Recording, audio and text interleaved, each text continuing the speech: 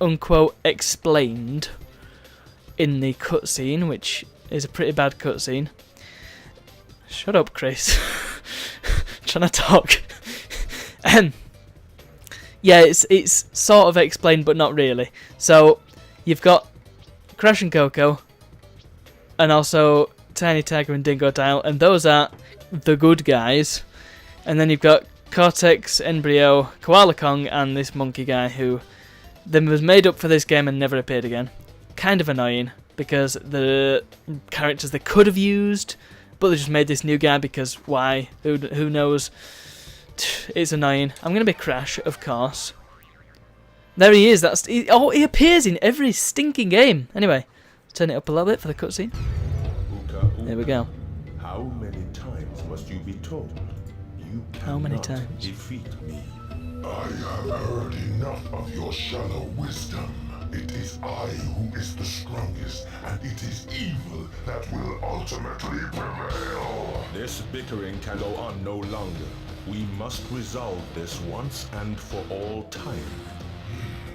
For once, feeble brother, I agree with you. We shall settle this argument. Prepare to fight. No, Uka Uka. The ancients would not allow it. The ancients. There can be no You know. malice between us. Actually, I'm going to turn it down because he can't hear me. Very well. Summon the teams. Here we go.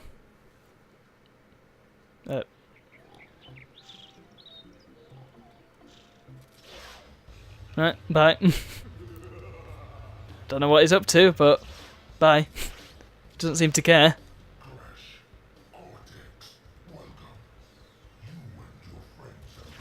The voice acting for Uka Uka is a little bit odd. So is the voice acting for Dingo Dial. I hope you noticed that.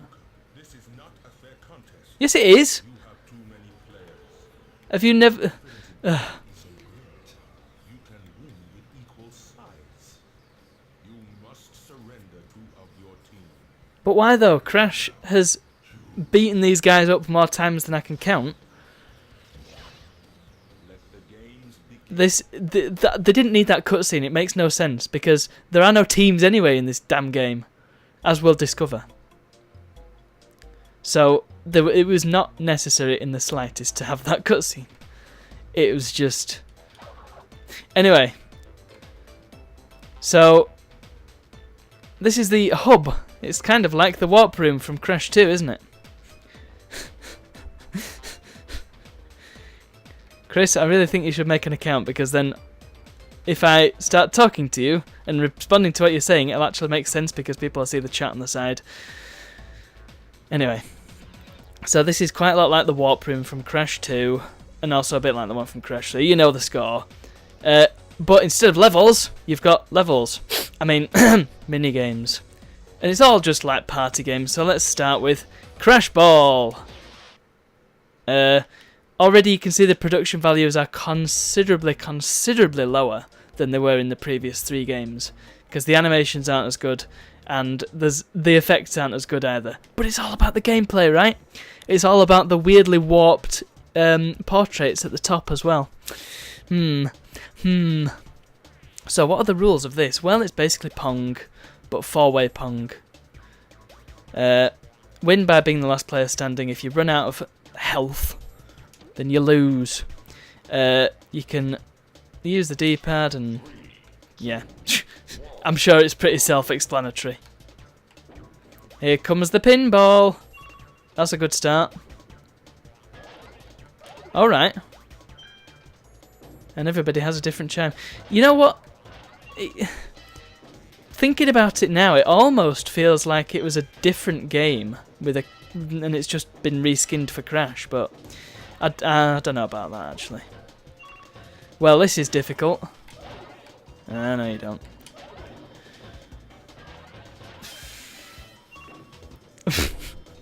Yeah, engaging gameplay. Now the problem here, oh balls. I did request the services of a guest star to actually play some of these with me, but he wasn't available unfortunately. But yeah, this This game does kind of work better if you are actually playing it multiplayer and not just against the AI. As you can probably understand, because it is a party game. So the sort of thing they were going for was you can play this with your mates. A bit like, you know, Crash Team Racing a couple of years before. I actually don't know when, how far apart those games were, to be honest. I think this was maybe year 2000 and Team Racing may have been 99, I'm not sure. Embryo has died, leaving a ghost and also a blocked off area. The other two haven't got much longer to go either. I'm just letting them in. So now it's just me and he. And there we go. Crash wins. Nah. You may think, oh, easy victory, but you've got to do it again. Because it's best of 3. For no particularly good reason, to be honest. It's kind of just like, how can we pad out this gameplay? The hell was that noise? Oh, you can taunt by pressing triangle. It's not a bad looking game, I suppose. It's just, like I said, it lacks the production values. So in the previous ones you had some really nice smooth animation. Actually, I've just noticed that despite the fact that they did that team business at the start, it just further goes to prove the pointlessness of the cutscene because... oh god, I'm just letting them in. What's going on here? The other 3 characters are baddies. Evil. So, yeah, I don't quite get that. Well, I do get that. I think they were just like... It was an excuse plot. Oh, come on. Pinell, I'm losing against Monkey Boy. With his banana tail that you can't see at the moment, but you will see it, I'm sure. And you actually stuck with this lot for the rest of the game, so... While you would prefer more traditional Crash enemies, like maybe Dingodile, or... You know, they could have put Ripperoo in this, or Pinstripe. But no. But no. They decided instead to just make up their own crappy monkey. Oh, balls. Literally. I'm gonna get slaughtered. Except I'm not, because he's just letting him in. And job's a good one. I hope it is best of 3 now. Please, please, please. No! Why have I got to do it again? I've got 2. That should be a victory. Oh, well, that was good. There is actually no point in taunting. It's a bit like taunting in Age of Empires. Does nothing. In fact, it's not even as good as taunting in Age of Empires because they don't say silly things. Cracky, O'Reilly. I appreciate that each one does have a different chime when they let one in. Oh, boy. Now, this wasn't actually the last party game that Crash had. There was another one, and we may, I'm not making any promises here, but we may play it in the future. It was a DS exclusive, and it is flipping awful. As basically every Crash game post-Twinsanity was. Except for Insane Trilogy, which is just incredible. Ugh! Flipping hell. All came at once then. A bit like my workload at the moment. Ugh! I wonder why they die so dramatically when they lose. I mean, they turn into ghosts for crying out loud. That seems a bit extreme. Alright, it's just me and you now. Koala Kong. No! No! Come on, one more. I mean, they're all going his way, so one of them's got to go in. Please, please be a victory now. Please don't. Yay! I have claimed the gold trophy that they pinched from Crash Team Racing. Hooray! Yeah, notice Crash's facial expression does not change at all throughout the entirety of this game. Cortex's did, briefly. Oh, also, it doesn't support the analog stick by the looks, although that may just be my emulator having difficulties. And also, I don't know why you can spin here, because there's nothing to spin, but you can. You can't jump or anything. You do get to see some dreadful squishy squashy animation. That's just... I mean, I don't get it. Why didn't they just use the same model from Crash 3 or Crash 2? Which was the same model anyway.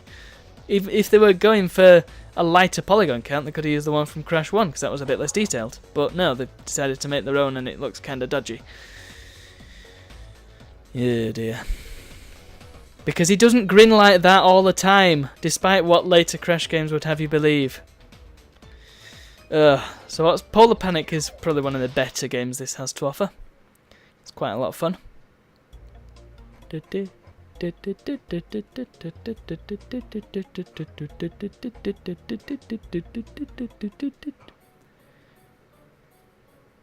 The idea here is you're riding a polar bear. Very Crash. Hilariously, Koala Kong's polar bear is far too small for him. And you got to knock people off the edge. And that laser thing, which appears to be one of those from... Oh, which is the level now? Heavy Machinery, maybe? Oh, okay, I misremembered what that power-up did. Or debuff, as it were. Yeah, that thing just... It drops items, so... If you go in... You can either... Well, you can get that laser thing. Oh, God!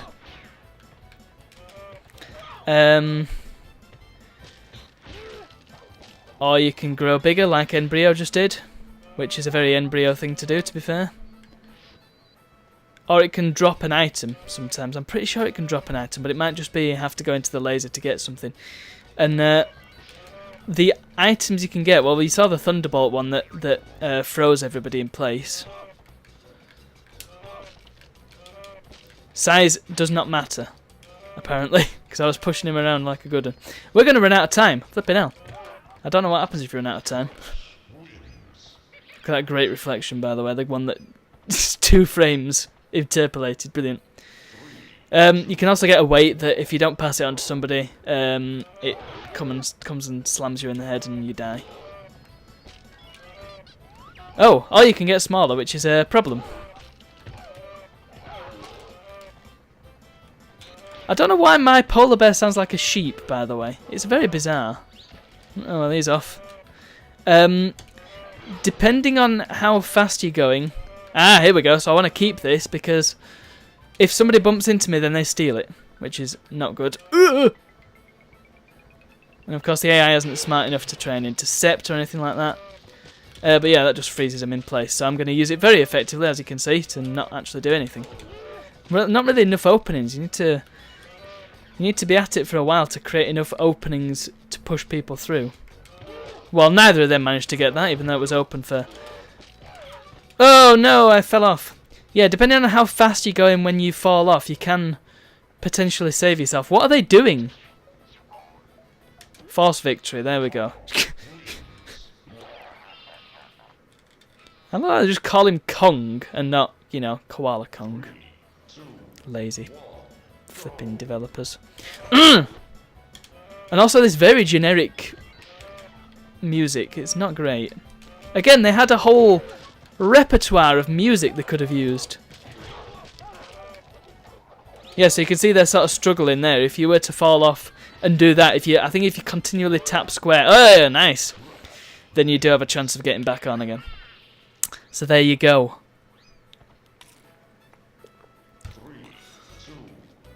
Right. It's stupid that each game lasts 3 rounds. It's just like, it doesn't need to be that long. Ah, look at that. I'm glad I didn't go into that. He just got battered then, didn't you hear that? Oh, God. Sneaky Killer X. How goes it? That is a great name. Because I think the X just makes it that name. Oh, that was intense. Yeah, it's a pretty good game. I mean, it's not terrible. It's just a little bit hackneyed in places, and you can tell that maybe a little bit more effort could have been made. I mean, this monkey character just annoys the hell out of me. And maybe it's completely irrational, but I think it should have been Ripperoo, basically. Now the good thing about being small is that you can evade people really easily. He didn't try and save himself then. He could have lived to fight another day, and yet, he failed, and I have claimed the trophy for my motherland. I do quite like this loading screen, it's pretty nice. And we get the great quality model and animation again, fantastic. Pogo Painter, now, I was listening to the Retronauts podcast the other day. They've done a recent one on the SNK collection that's coming to Switch. And they talked about a game called Canvas Croquis, which is an adult-themed game, but nevertheless, the rules did kind of sound very similar to the rules in this Pogo Painter game, which I found interesting. So I might have to look more into that, but it did sound quite similar to me. So the idea here is just to have the most squares of your colour, basically. You can collect power-ups and stuff. Again, this is a pretty cool little game. So you paint the squares with your pogo stick, and then you hit the purple box and you get an amount of points depending on how many squares you painted. You can use the arrows to paint a whole column. So it's a little bit like that alchemy game that I played last week, one of the PopCap games. You can also get a rocket, so you can shoot people with it. Doesn't really help all that much, but it slows down your competition, so it's somewhat. Pretty smooth music. Bouncy, bouncy, bouncy. So it's a risk reward sort of thing. You could spend ages painting loads and then cash it in later, or you could get a few and then get them sooner. It's up to you. But you can only do one at once, and it would take a long time if you wanted to do, say, the whole board. But I am currently caning and rinsing them. There's another great gaming podcast that everybody should listen to. Brilliant podcast, that. Oh gosh, I've got to paint them quickly before he paints over them. Yeah, that's the other thing. You can paint over other people's tiles. You probably already established that, but yeah. So again, bit of risk reward. So I suppose it's more about just ruining everybody else's. Ah! Well, I defeated them. Don't quite know why pogo sticks though. And why... Well, I do appreciate that everybody's got their own kind of, I don't know, vehicle, bouncing apparatus. Who knows? Let's get that and then cash them in. So I've got a pogo stick, and Monkey Boy's got what appears to be a... You know, I'm not entirely sure. It appears to be like a jackhammer or something. Embryo's just got a jetpack. I'm fairly sure Cortex also does jetpack. Koala Kong's got springs, which I believe also Tiny Tiger does. In fact, Dingo Down may also have that jackhammer thing, because, you know, it makes more sense for Dingo Down, because he's, you know, the one with the flamethrower. The one who's an actual character and not just some made-up piece of junk. Like, ooh, look at me, I'm a monkey. Monkeys are funny, aren't they? Shut up. Never come up with this goddamn monkey. Hate it. Let's try and paint over some of the embryos, because I'm gonna lose if I'm not careful. That was a poorly timed rocket. Get away from me! Oh god. Fortunately, if you've got the speed boots, you can't also have a rocket. It's either one or the other. Also, I don't know how boots help you when you're on a pogo stick. Quick. Ah! Oh, nicely done. Oh, very good. Yes, I'll take that. I smell another victory. They don't die in this one, which is nice to see. And straight in, a few points. Might as well bank them while I can. Oh, get lost. How am I balancing on that? Ugh! Alright, fine. I'll just get what I can. Oh, no. You gotta do what you can. I love more than... Ah, no! Got to it before me. Damn you, Embryo.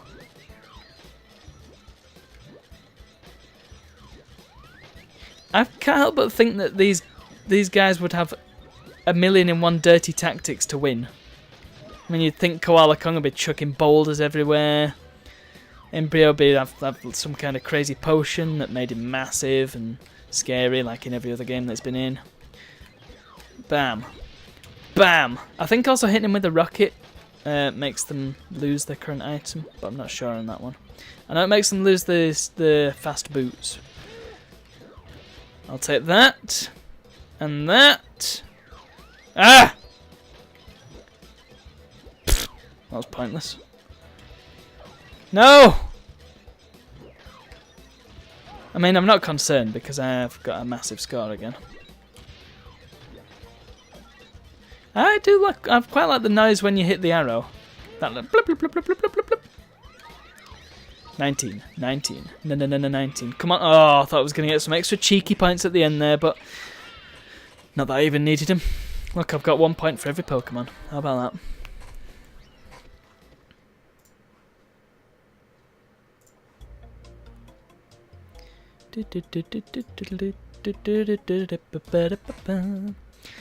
Okay, what's Jungle Bash all about? Well, Jungle Bash is a little bit different. So, it's less of a minigame, more of just a game. And I remember enjoying this one the most when I was little. Probably wouldn't get a whole lot out of it today, but, you know, we'll see. We'll see. Do tell me if I sound alright, by the way. I'm not using the pop filter this time because I don't know if it's actually doing anything. My understanding is it's supposed to reduce the sort of popping and sibilant sounds, but it doesn't really seem to help with that. But we'll have a listen afterwards and, you know, see if it does anything. So the idea here is just to beat everybody up. And you can... So you collect Wumpa Fruit, you throw TNT at each other, you throw crates at each other, and you can just kick each other in the arse. Ah! And Wumpa Fruit equals health because... Oh boy! Somehow they can survive multiple TNTs and Nitros because, you know, it's them Wumpa Fruit, man. And again, this is kind of a lengthy one. Alright, yeah, you're going to taunt, are you? Stupid. Look at him spinning as well. Flipping hell, who do you think you are, you stupid monkey? Oh, balls. Has this music been in a previous Crash game?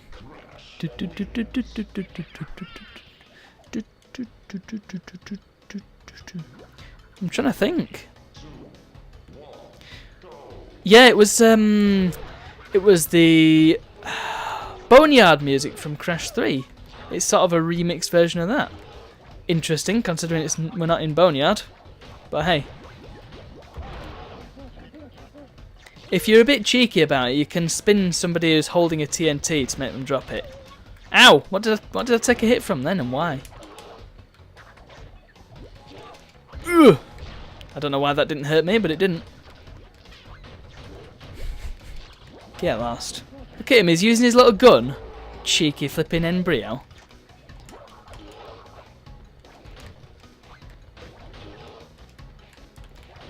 Alright. Get the damn monkey! Take him out. I'm gonna go get him. Alright. Flipping monkey, die! Try and use my goddamn moves against me. Die. Yeah, run into flipping Nitro. I hate you. Stupid goddamn monkey. Reminds me of Magilla Gorilla. Well, that was useful. I find it's kind of easier just to spin things into people. Or make them drop things. Yeah, spinning them doesn't do a whole lot of damage, but it can be useful to sort of knock people out and stall them a bit. Ah!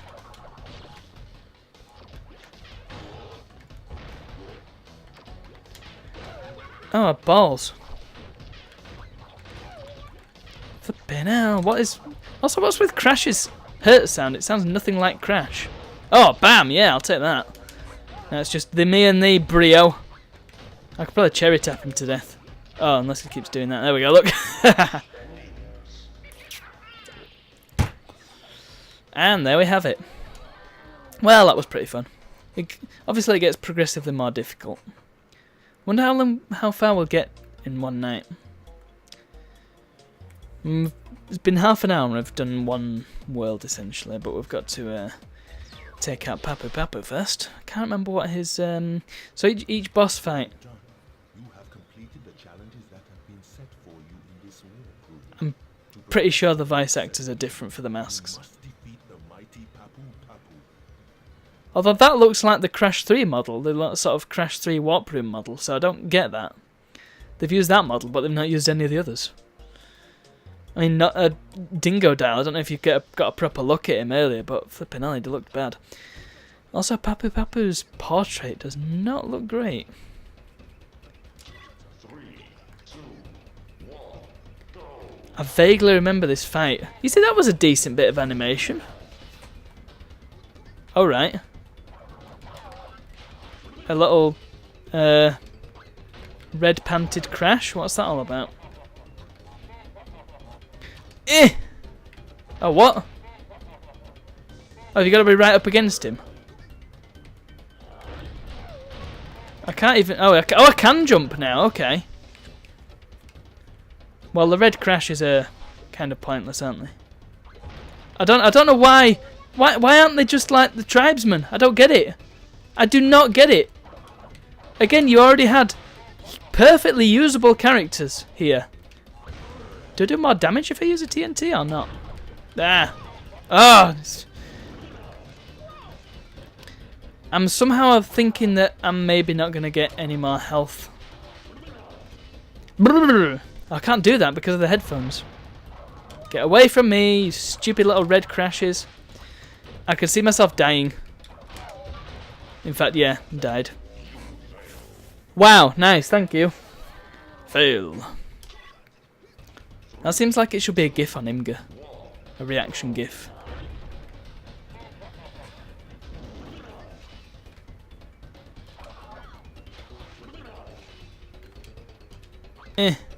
Good shot. Get lost, you stupid little red crash. What's the point? Are they always little red crashes then, I wonder? Right, there we go. I managed to avoid the damn crate that time. Can they take each other out? Oh, you only get... Wow, you take so much damage. I didn't realise how much damage I was taking. God damn. Get away. I mean, they're really hard to hit just because they're so wee and you can't really predict what they're going to do. And they also seem to be a much better aim than you are because I only have digital control. They have a full range. How did I take a hit then? Jumps are useless in this game. Well, whatever. It's nice to have a challenging boss fight once in a while, isn't it? Away with you. I keep trying to knock him off the edge, but it's not happening. Yeah, I suppose if you... Well, for starters, you don't need TNT because it doesn't do anything different. You could just chuck the... What?! How does this damage work? Get away from me!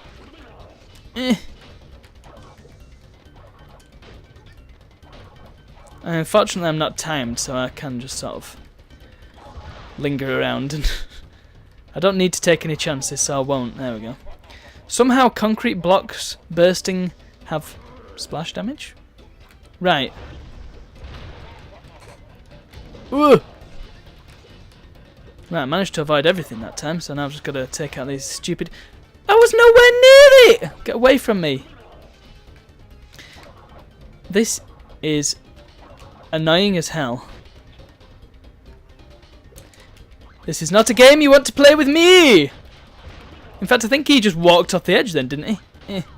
Nice. Right. Right, so they fly upwards first and then burst. Oh, and then he gets crushed by a giant rock. Great. So for the first time Papu Papu has actually died. This is a very violent game. Because you could see his squashed corpse there. Poor guy. Maybe that's why he never came back. Oh no, he did. He was in Twin Sanity, wasn't he? Right, so that's Warp Room 1 done, and it's not even showing us to the second Warp Room, which is great. Let's save.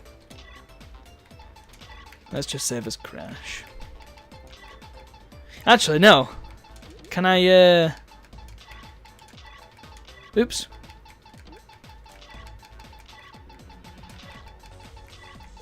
Ah, just enough room, look at that. Kodasho Bandaku, as it's called in Japan. So I think with this, yeah, it's good, isn't it? Oh, have we got another cutscene? I don't think we have. I suspect it's start and end for these cutscenes. Okay, so we've got a... I mean, you're noticing a bit of a pattern emerging here, I'm sure. Ball, panic, pogo, bash. But now we've got a new one. Whoa. So let's go through them in order again. I think this is pretty poor. You shouldn't have to play the same game again.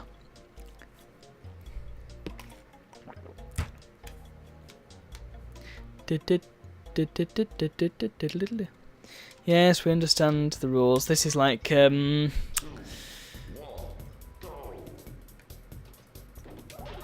nice! I managed to catch that on its way out. Oh, oh, okay. Yes, I forgot about that.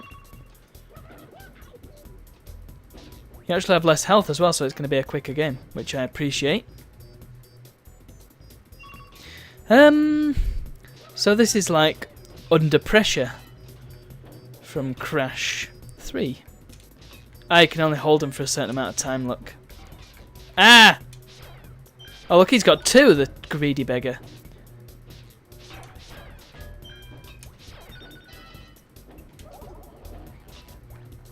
The balls seem very slow! Oh, well, that didn't go well. I have to say, the sound when you throw the ball, as it were, sounds a lot like the kamikazes from Space Invaders. The purple aliens. Also, they seem to be able to throw them at angles, and I seem to be unable to do this. Mine just goes straight forward, although I'm taking out Embryo pretty well with that, so hey, I'll take it. Down he goes. Now my main target is eliminated. Down with the monkey. The monkey is our mortal enemy. Oh, wow, that was good. Yeah, take the monkey out, that's fine. Oh, come on. Ah! I mean, I'm just letting them two battle it out. Come on. Come on. Oh, nice one, monkey! You stupid monkey! Die! Down with monkeys. Monkeys suck. Especially when they're in Crash Bandicoot. I don't think Koala Kong took a single hit then. He's very good at holding the balls. However. Oh, chuff me. There we go. Crash wins. I don't know what it is with the portraits in this game. They just seem to get stretched and squashed willy-nilly. It's terrible. I mean, I know stretch and squash is a classic animation technique, but it's not good for static portraits in a video game, for example. Especially a PlayStation game, where 2D isn't exactly its strongest point. Having said that, Symphony of the Night, which, despite having started it at the beginning of this year, haven't actually got round to playing any more of. So, maybe in the future that will be one that we stream. That would be fun. I remember playing a lot of Dawn of Sorrow on the DS, and it seems to be quite similar to that in terms of style. So I'm quite happy with that. Come on then, Brio. Ah! Yeah, you can't entirely predict. In fact, you can't predict at all when they're gonna throw it. Which I suppose is good, because they also can't predict when you're gonna throw it. However, they're a lot more reactive than you are, simply because, you know, they are CPUs. Or CPU processors! This is not going well for me. Crash is not much of a driver. I keep forgetting about using the bumpers to, oh sorry, the L1 and R1 buttons to speed up your little craft here. However, I'm actually not doing as badly as I thought because the other two are just doing dreadfully. Look at Koala Kong. He's just getting kind of rinsed here. Although, again, I'm not doing a whole lot better, to be fair. That was the weediest thing ever, and he still let that in. I think he'd just given up on life at this point.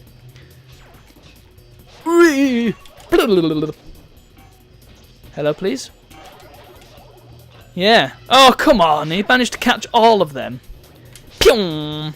Oh, and I managed to aim none of them correctly. Alright. Sudden death time. Here we go. Come on, you gotta let it go at some point.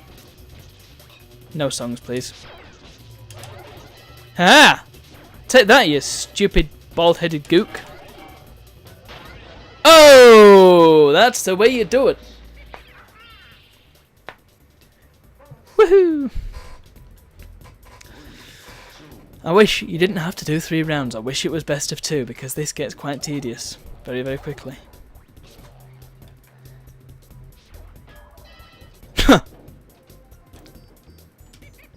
Did he just do a Richard Brandoff, that monkey?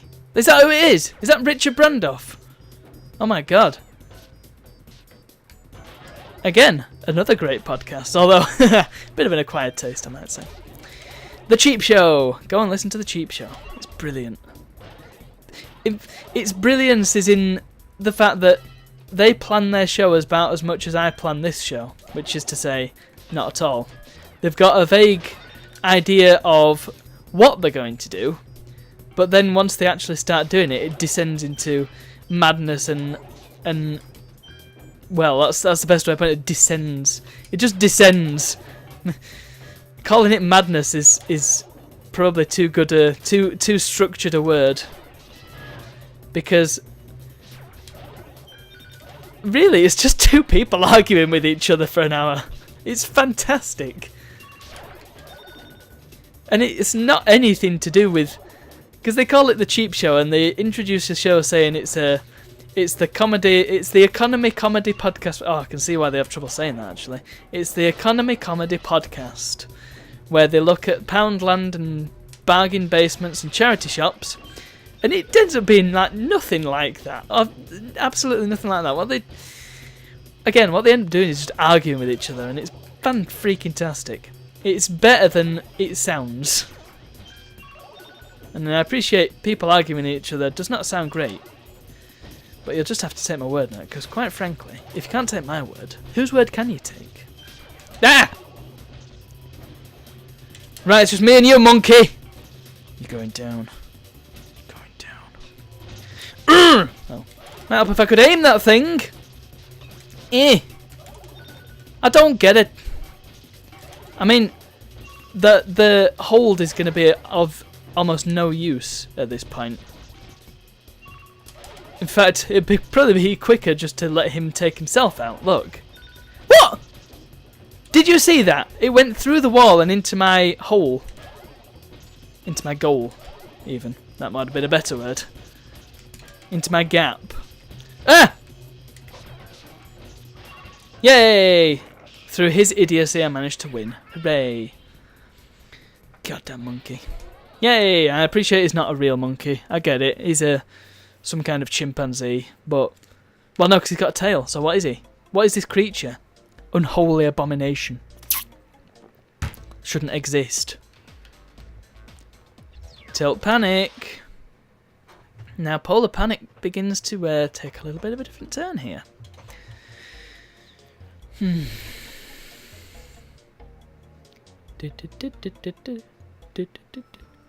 So you can see it looks pretty similar. No barriers this time. Oh, how exciting. But,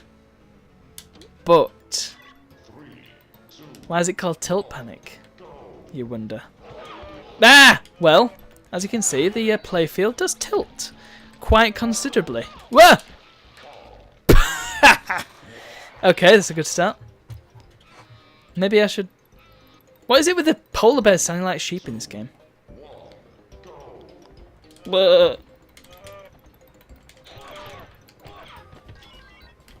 There's a fish there. Oh no, what could this mean?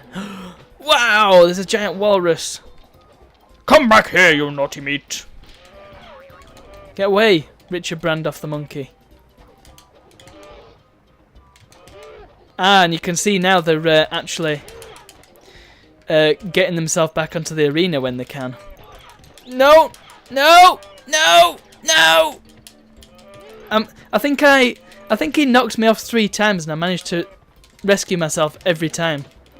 Oh, though I think the walrus rescued me then.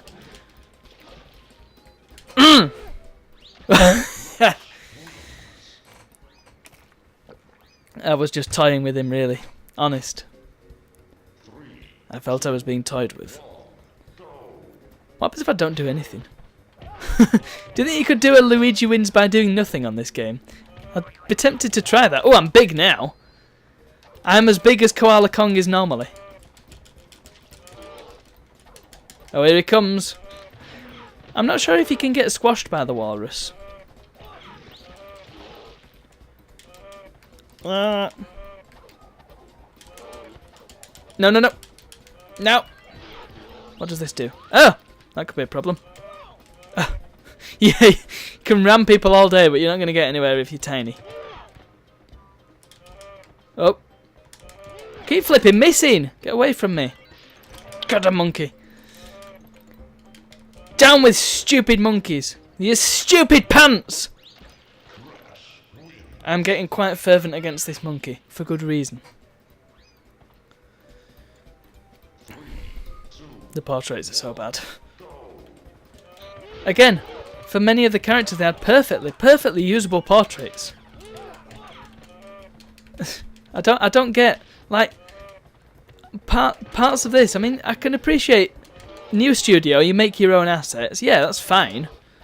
But when you're not as talented as the people who've already made the assets, and when your time could have been put into the game, I mean, I don't get it.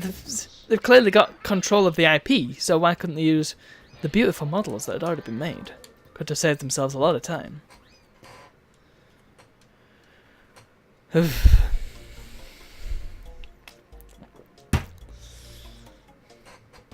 Okay, well that was pretty quick. Let's do the pogo.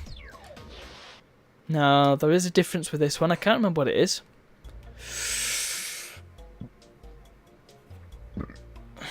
Pardon me.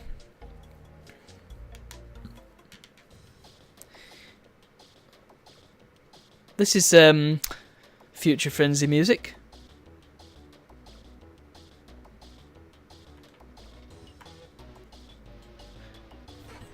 Sorry, I'm just puzzled. Why the heck have they used Future Frenzy music when it's clearly not the future?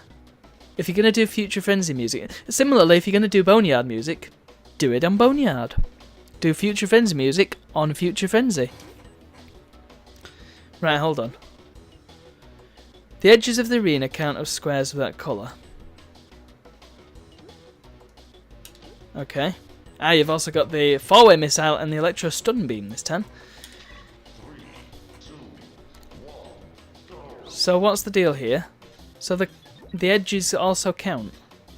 But what good's that? Because he can't get to the edges.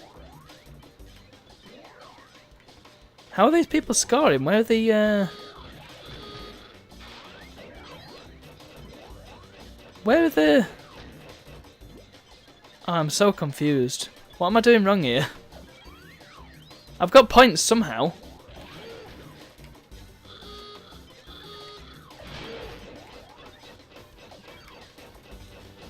I'm really confused. What's going on here? Did I misread the rules? Well, clearly I did, because I don't get how I'm scoring. I've got 56 now, but I don't know why.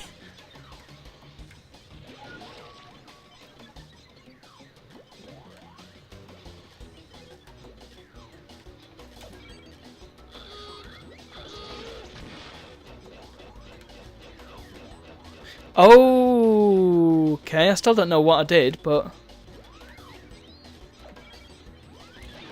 Nice. Whoa. Again, I got 18 points just then, but... What's happening?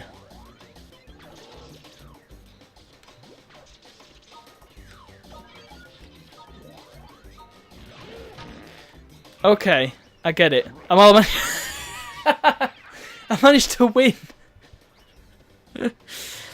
Right, so it's like Quicks, which I recently found out is actually the correct way to pronounce it. It's not Kicks as I thought. Right, so you gotta just make squares basically. It's just squares. That classic game that you played in maths.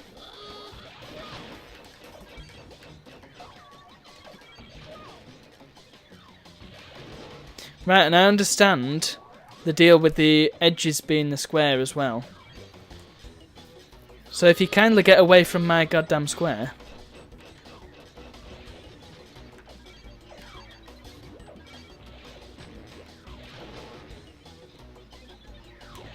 Take him out. There we go, look. So my square's where? Let's just cover up his. I mean, Embryo is toasting me. I feel like I got more points when I didn't know what I was doing. I feel like the answer here is... Oh, okay. I thought that would go far away as well. I feel like the answer here is just to sort of go around in a small circle rather than go around everywhere, because then you get in a constant stream of points. Of course, it's probably better if you're on your actual corner, but hey. Oh, come on, he managed to get a tiny little amount of points right at the end. That's annoying. With his little 5 o'clock shadow. Right, come on. Move, you stupid monkey. Ugh. It's when they come into your area and start messing it all up.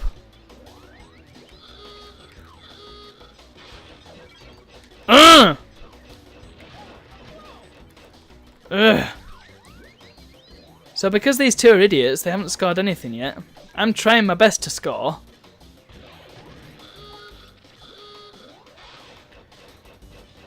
These goons keep getting in the flipping way. Here we go, look. Bam! 26. I'll take that. So if I do this, just grab that so I can take them two out. Oh, I didn't quite make it. What tragedy.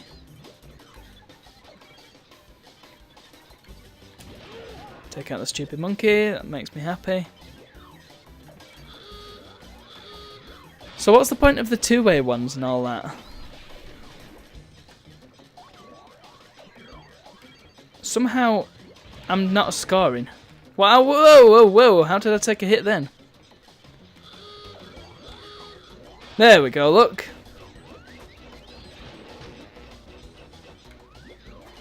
Brilliant.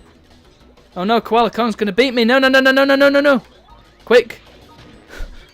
Get a crappy amount of points just to get ahead. Yes! That's what we want.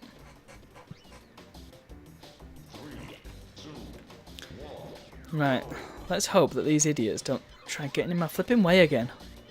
Right, here we go. Bam! So it actually counts for all of the tiles that you have on the board, not just the ones that you've made in that square, which is interesting.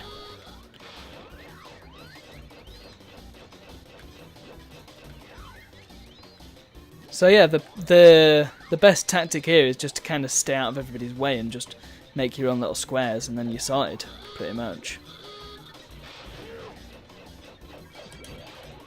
Oh, I missed the monkey. Come on, come on. There we are, look, I'll take that. Bam. And again, and again, and again. Bam. Just waste them, that's good. Boom. No, please, no boom. Ha-ha! Ha-ha, ha-ha! Think you're all flipping that? No way. I'm all that and some of this. Bam! Oh. What a tragedy. So this one's actually pretty easy once you know how to play it. Nice. Nice. Tidy amount of points there. Bye-bye, Embryo. I'm just going to steal all your tiles there. Whoa. Down with monkeys. Yay!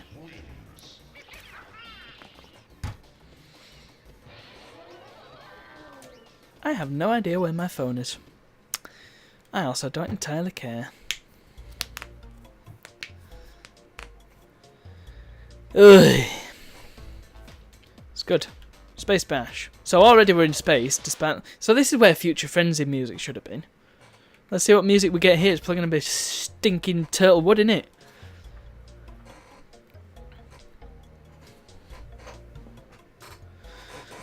Notice as well, very little Crash 1 representation here.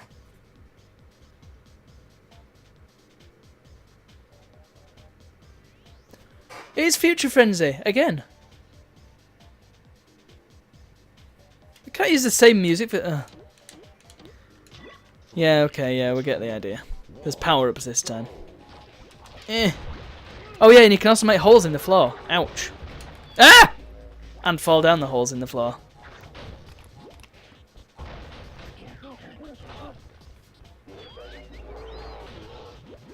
Let's see... No, let's not. I hope that just means that Kong wins each time. Good. If there's any chance that the monkey will win, I don't want to take that chance. Right, so quickly go for that. Chuck it at the monkey. Stupid flipping monkey! It's not even got a decent flipping... Ow! I dislike this monkey with a passion. Well, that was very quick seconds. What happened there? Ah, the monkey's down. Pow. Oh, less pow and more. Right, I don't want that because that's bad news. If somebody else gets it, or... Well, the tactic is that you get it and then pass it on to somebody else and then they die. Ah! What happened there? I just got teleported on top of the square. That's fun. That's not fair. Right. Got TNT, you goddamn monkey. What are you going to do? There is a way to throw it specifically so that they fall through straight away. But I'm not sure how you do that. I used to be able to do it. Oh, sorry, I didn't used to be able to do it. I just used to manage to do it. I think that's the better way of putting it. Ow! Can you knock them into the holes? Probably not. Because they don't seem to move very far when you spin them. Yeah!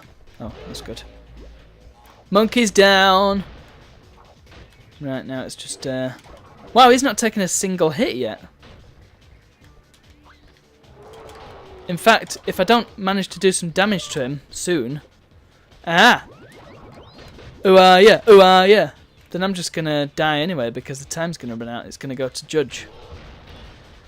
A bit like Karate Champ. Is he trying to kick me from the other side of the hole? Well done. In fact, it's a bit like Disc on the Amiga, this, isn't it? Ah. Well, he appears to be stuck on top of a crate, so that's useful. Yeah, if I can do that again, that would be good. Right, I can instantly launch an attack on the monkey. Not that it got me anywhere, but it took some hits anyway, so that makes me happy. Oh! That was a delayed reaction, wasn't it? Oh, no, you don't. Hey! Bam. I'm not sure what the Z does that you can pick up, or is it a 2? Who knows? Oh, yeah! Tried it on, didn't you, you stupid monkey?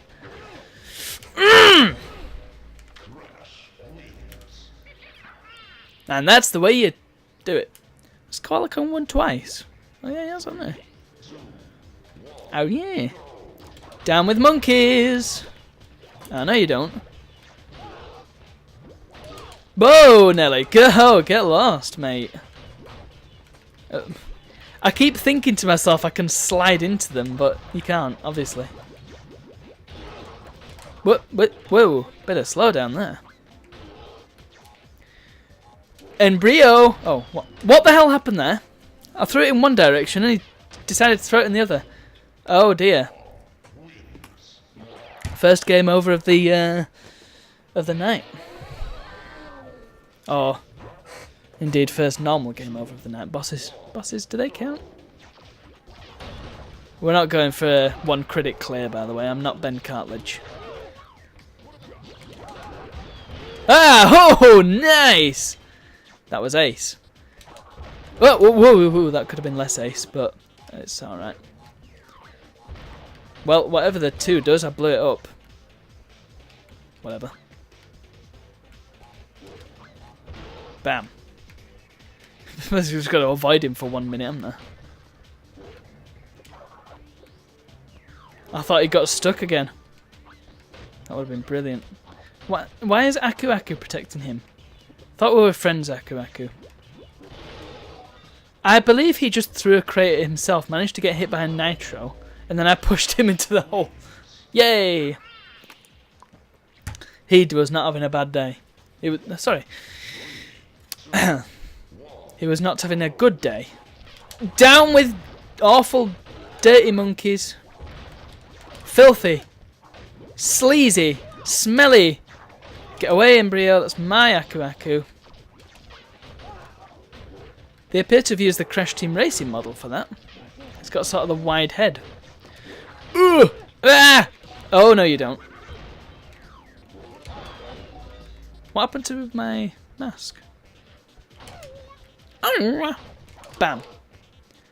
Pow. Ooh! Tum. Oh, hey! Just ran into a nitro and died. Again, Nielsen wasn't having a good day. It took him 2 hours to get his pants on that morning. He just wasn't going to make it. Oh, well, we all took a hit there. I don't really know why. I'm just going to keep bullying the monkey. Ow. Stop spinning! That's my move! Oh, I died! Ha! That was my hubris.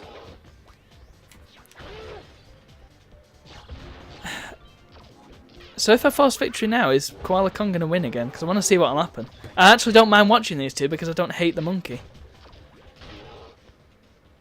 What's he doing? Is he doing shadow puppets or something? What's happening? 1. Go down with... Oh. Kick the monkey up. Bye, monkey. Oh! Fortunately, I was airborne when that happened, so... Right, if I do that, and then pass it on to him, and then see you later... Ooh.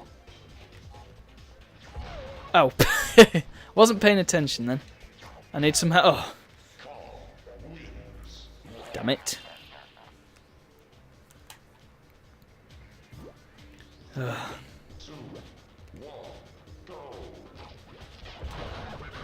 Ah, nice. Alright, you goddamn monkey. Oh, come on. Oh, I thought it was going to get hit by the TNT. Nope. What a shame. Bam. Give me that. That's the good thing. If they've got a block and you manage to spin them while they've got the block, they just drop it and end up hitting themselves. Right. Ow. Well, I'm glad I had that. Ow! I thought I was invincible! Off the edge with you. You can have all the health in the world, but if you go off the edge, you've had it. Right. Let's try and turtle a bit here. Ugh! So much for that.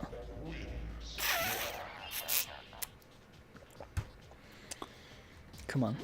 I can't lose now. I'm so close. Oh, nice. It's Koala Kong. He seems to be the strongest AI of the lot. So maybe I've got to focus on him. The monkey seems to be the dumbest, and that's not just me saying that. just genuinely seem to be the least capable of the lot when it comes to artificial brains. Whoo! Oh, nice. Right, it's just me and you now, monkey. You might as well give up. Contemptible! You might as well give up! Let's try and make as many holes as we can. I know it increases the risk of me falling off, but it also increases the risk of him falling off, which is good for me. It's a bit of a problem if you're walking south, because sometimes you can't see where you're going. Do we find out what the 2 does? It makes you go slow. Yay. Just what I flipping need. Oh, I can't spin either. In fact, I can't do anything. And it doesn't affect the TNTs, because of course it doesn't. Ugh! He just fell off then. Didn't even need to do anything then. Yeah, you see what I mean about the dumbest AI. He didn't manage to win one. Well, that's good. That's that out of the way. That was difficult.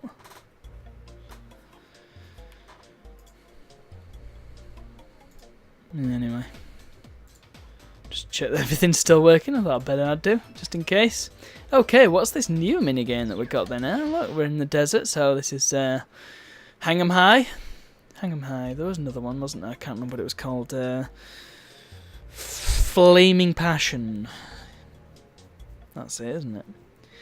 But it's not. It's actually tanks, because Crash Bandicoot, everybody. So this. There is a game. It's a little bit Bomberman. A little bit Bomberman, not massively Bomberman. Terrible music. It's very. Right, so bumpers rotate turret, square to fire main weapon, circle to drop mines. I'm guessing. It sounds like Hogs of War, this music. Well, that's one we can play on the PS1, that'd be great. So mines appear to look like torches, which is great. One per fruit, increase your health. Pretty straightforward, isn't it? Oh boy, okay. Oh, balls. It's tricky. Oh, how did it hit me through the wall then? Might take a bit of getting used to this because... Oh no! I died. Kaboom. Of course Brio would win, that would make sense. Because he's used to using projectiles. I'm wondering if it's wise to sort of stay in the same place and not move. Oh wow, hang on, your projectiles bounce. Okay, maybe not. Ow! Oh great, I'm in a corner here, what am I supposed to do? Beat up the monkey. Oh god! Ooh! So the mines do a sort of Bomberman thing. Oh balls. This is tricky. I really, really do require... I'm going to plant a mine and then pick up another one just because I can. Oh, it's just me and him now. Come on, who can shoot first? Oh! If I hadn't moved towards him, I would have won that, wouldn't I? 3, 2, 1, go. Again, the bouncing projectiles puts you off. You expect it to just go in a straight line down the hole, but I haven't seen a single Wumpa fruit yet.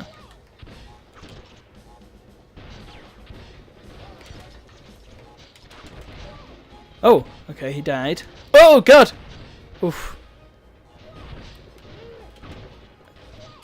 Oh, that was one Wumpa fruit. Cripes, this is difficult. Well, at least it's an even spread. Maybe I can get a pint this time.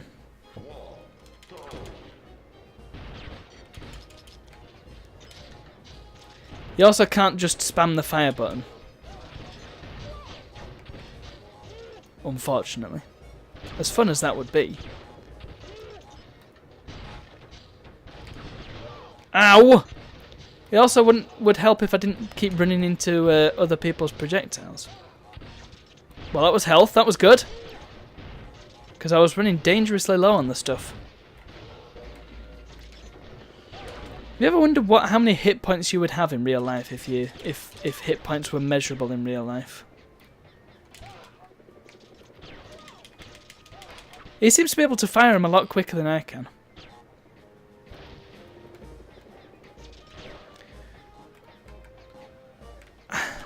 It's just... This feels so out of place for a Crash game. That's annoying. He magic pixeled me then. Yeah, this just seems really out of place for a Crash game that should be maybe the biplanes. That would have been a good minigame.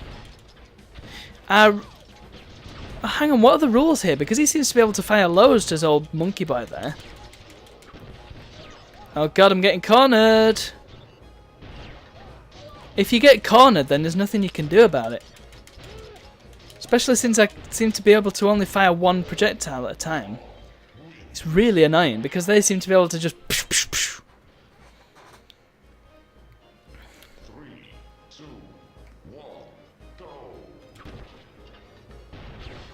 It seems to have become the... It keeps wanting to become the Great Escape theme.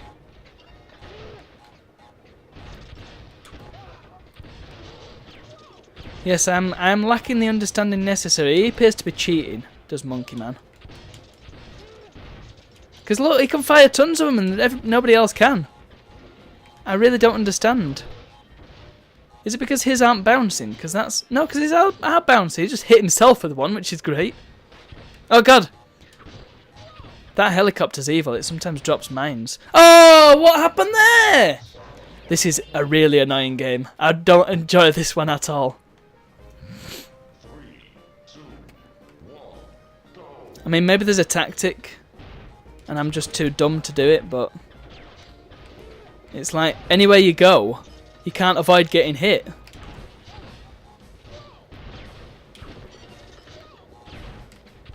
Because there's somebody on each side. It's very stressful. It's not a good game.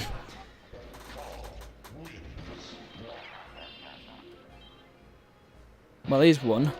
Well, we've got to keep trying because we can't get any further. I have beaten this before when I was little. In fact, I suspect I still have that save file somewhere when I 100... Did I ever complete this, actually? That's a good point. I'll take that before somebody else does. Let's plant a mine. There we go, that seems like a good spot to put a mine.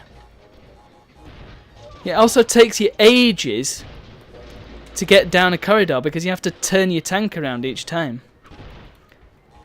So you can't just do that. You can see it has to turn around first. He just hit himself. Yay, I finally won one.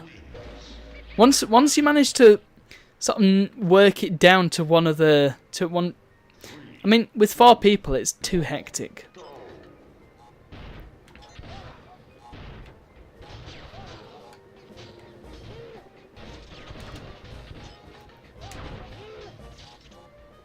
And again, there's not a whole lot you can do about escaping people. However, now there's only me and the monkey, and I'm not going to let the monkey win again. Hello there, Zidane Zargos. It's another pretty cool name. Yes, he died of his own volition. Fantastic.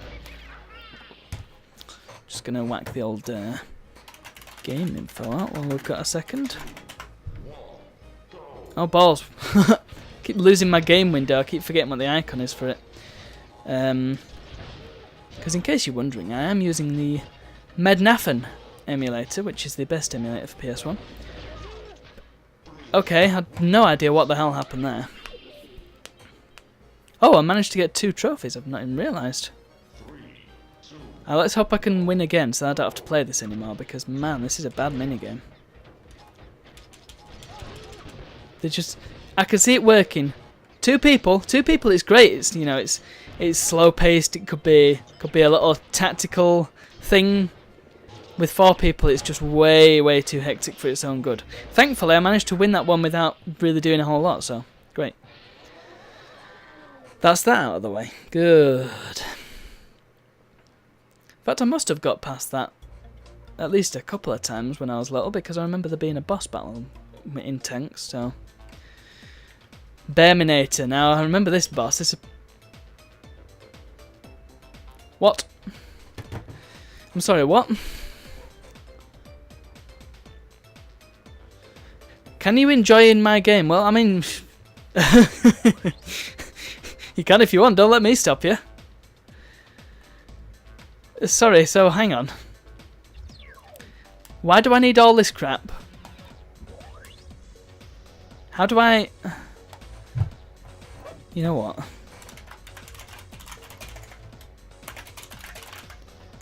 Hold on a sec.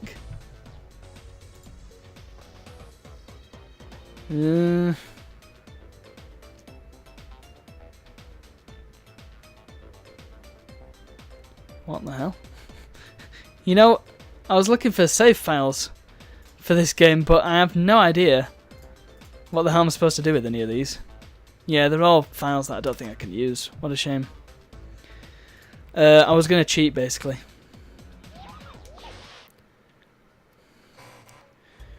I mean, the problem with this is, you should have access to all the minigames to start with, but you can't. You can't just play any minigame because they're all locked until you've played them at least once. And you have to do these noddy challenges to actually play the rest of the game, which is stupid, because for a party game, you need it all unlocked straight away, much like in Crash Team Racing, where every track was unlocked and most of the characters were as well. There were a few unlockable characters, but they were all secret characters, you know, they didn't need them. Most of the characters you'd want to play as were available, and all the tracks were available. So, annoying that this doesn't do the same thing. And of course this one doesn't have secret characters anyway. It's just got stupid monkeys!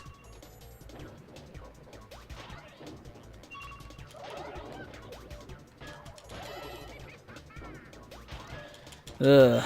So we're going to do this stupid game again, which I don't enjoy very much. It's a bit boring.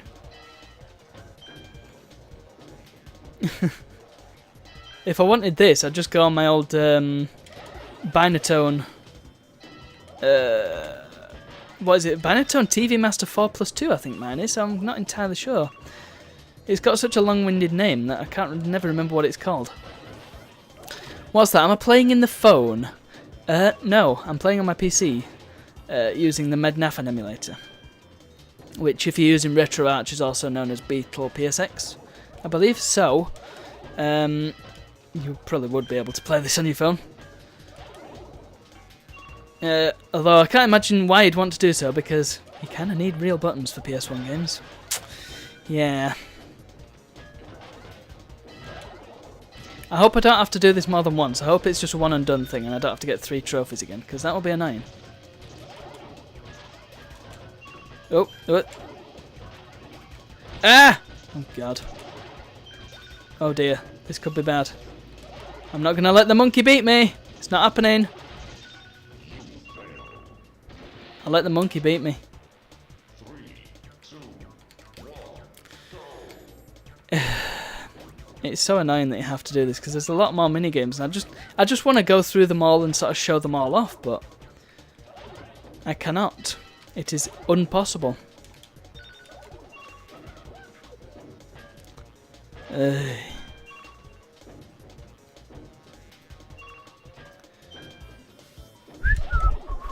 This is fun.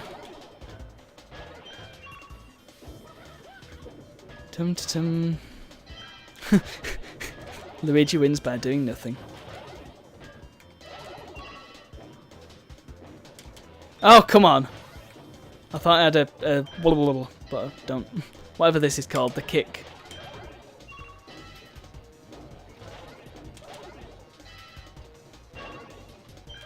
I'm not sure if they're all targeting me specifically. They might be. Well, that was terrible. I just let 3 in at once. Oh boy.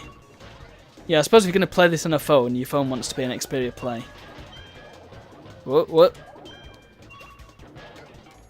Oh, haha, nice. Down goes the monkey, down goes Koala Kong. Oh, no. No!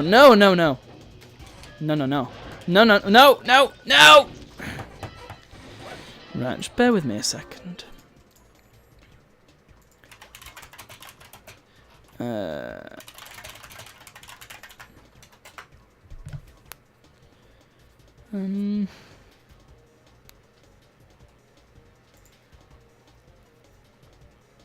Ah, it's an MCR file. Now, will that work with Mednafen?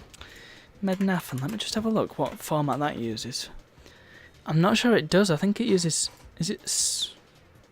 Oh, no, it does use MCR. Oh, sweet. Well, that's useful. Hee hee. So that's a Dropbox link, which is good. No, I don't need that. I just need to download it. Direct download, please. I will just have to close the emulator briefly. I will save this game just in case this one doesn't work. But if I can, I mean, I just want to show all the mini games.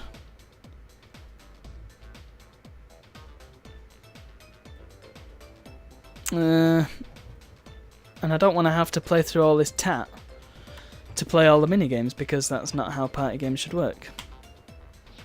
Save the game, yeah. Press square to save, yep, that's me. Right, quickly close the emulator and... Again, just bear with me a moment. I'm just going to still be here, I'll still be chatting rubbish to you, but... oh, it appears to want to open in a 3D Studio Max, which is interesting. A piece of software I have not used at all. So if I paste that in there and rename it to the same as that, and now reopen Crash Bash, let's see what happens. Okay, it appears to... Oh, I didn't reset the emulator, hold on. Hello? Oh, because the focus on the wrong window. Reset, and it should be loading from the new memory card now. Switch over to that.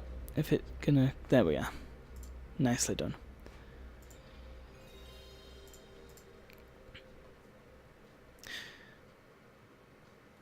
Really, that's interesting. I didn't think that this would... didn't think this would work over a network connection. What emulator are you using for that?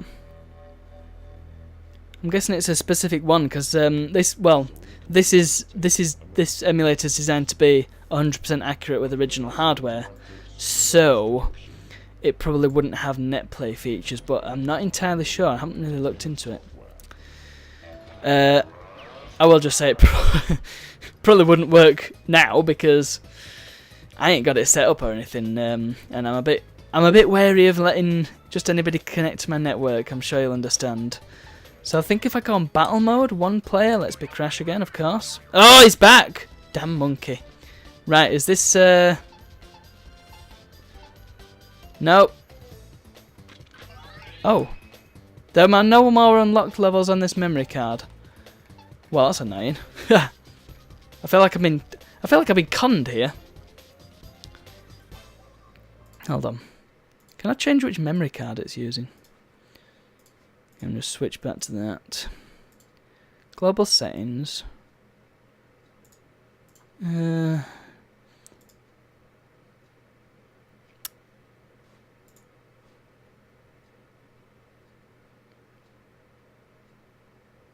Crash Bash. Well, that's the one I just downloaded, so... I don't know. They're all 128 kilobytes.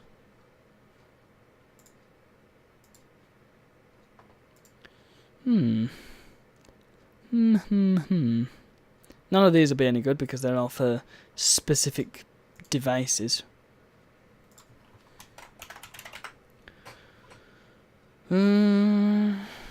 Yeah.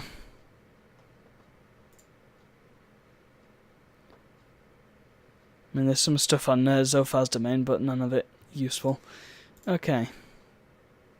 Well, I'm not sure what to do then. Unless I need to load the game. Maybe that's the trick. Well, we'll work this out. Live on stream. It's a terrible place to work it out, but I'm going to do it. It will be done.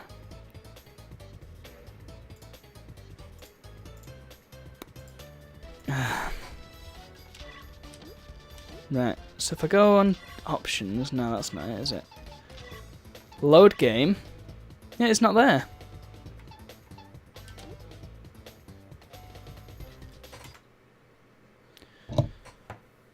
Oh dear, oh dear. Why is this so difficult?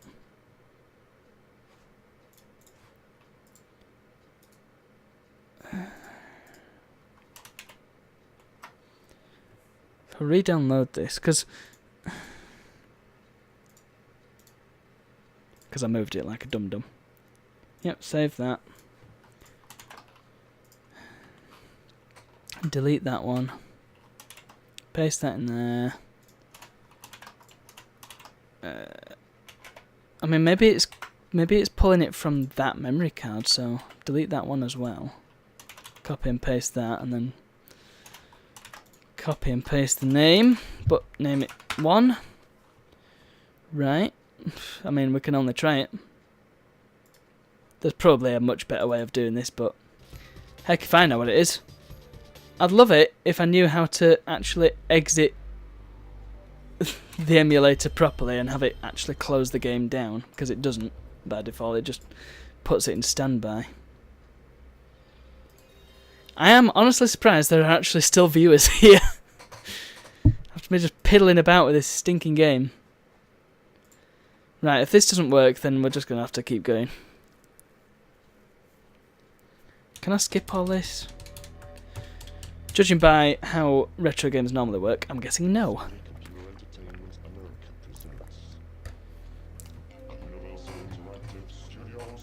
Yes, I was right. It's to year 2000. Fantastic.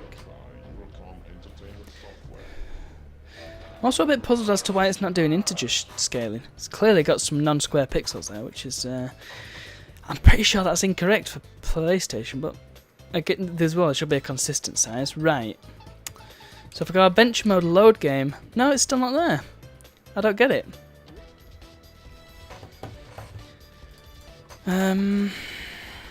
Mednafen. Change memory card.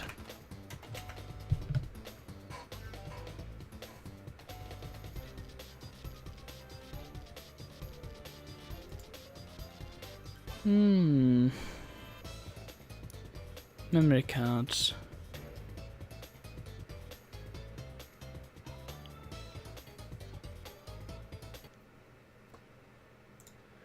Yeah. It's a bit of a weird one, that, because I've replaced the memory cards with...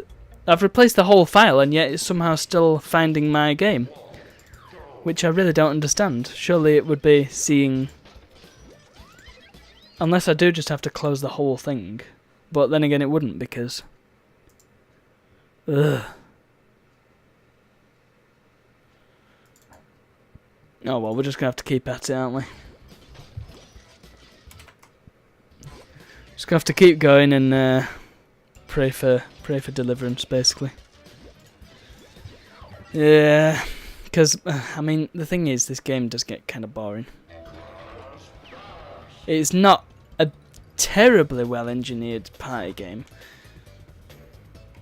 And it's annoying that you have to unlock all the levels before you can play them.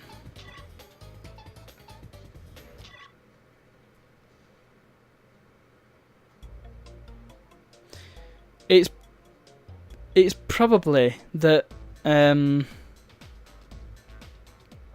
yeah, the game is far, far better when you play it in multiplayer. It's definitely...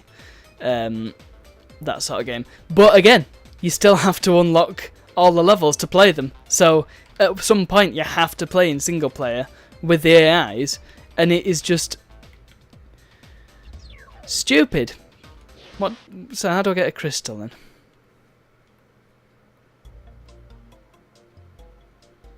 How does one acquire a crystal on this level? You must win without the use of the extra kick. Okay, fine. It is just the same level again, isn't it? It is literally just the same level. What's Crash doing? Did he just wipe his nose? Well, this is going to be tricky, isn't it?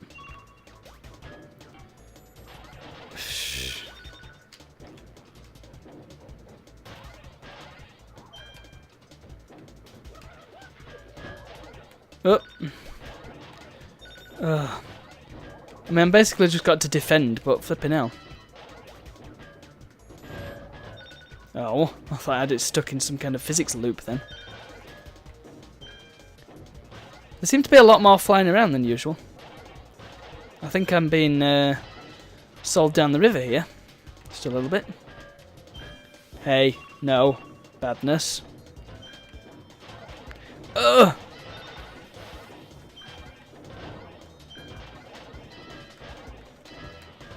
Oh, what, wait, what, whoa. Well, I'm getting owned here. This is terrible. That, you do kind of miss that kick when you're gone, when it's gone. Right. Sudden death mode now. Sudden death. Oh! Again, I've got to have 6 of these damn things. Or I've got to have 3. Either way, I've got to have quite a few.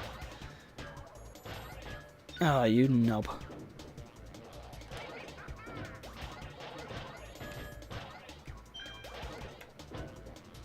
I think they're all just using it just to taunt me. Funnily enough, they just started taunting then. Bap. Oh, that was good. Managed to bounce it back out of my thing because of the dodgy physics.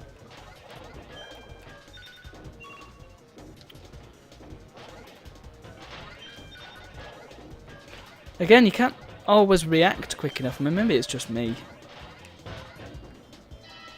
Oh, that was good. Haha. Ugh.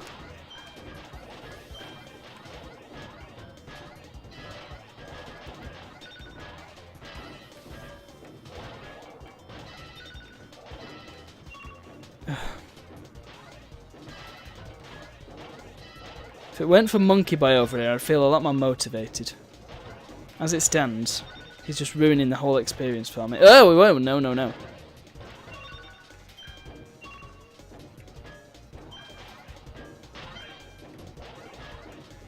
So, what I'll do... I'm going to have another crack at doing this memory card, because I just can't do this. I mean, MedNav, which is the front end that I'm using, doesn't... it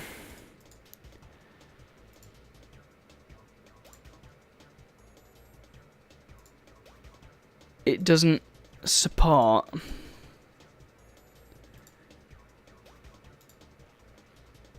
Well, it doesn't let you pick your memory cards for each game.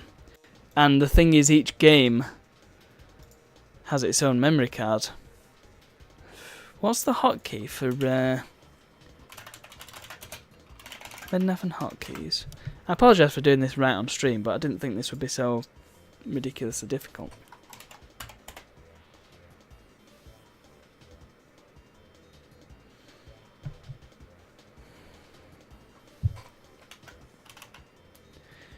Right, F11 is hard reset, so that's toggle the power switch. Escape just closes the emulator, but doesn't close the game.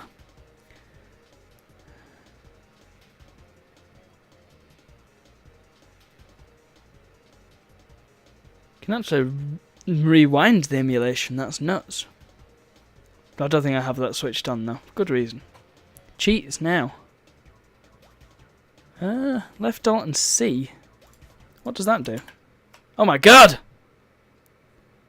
List cheats. Here we go. Now we're talking. Hey, this is like ZX Spectrum cheat search. Do search. What? Display list. Help.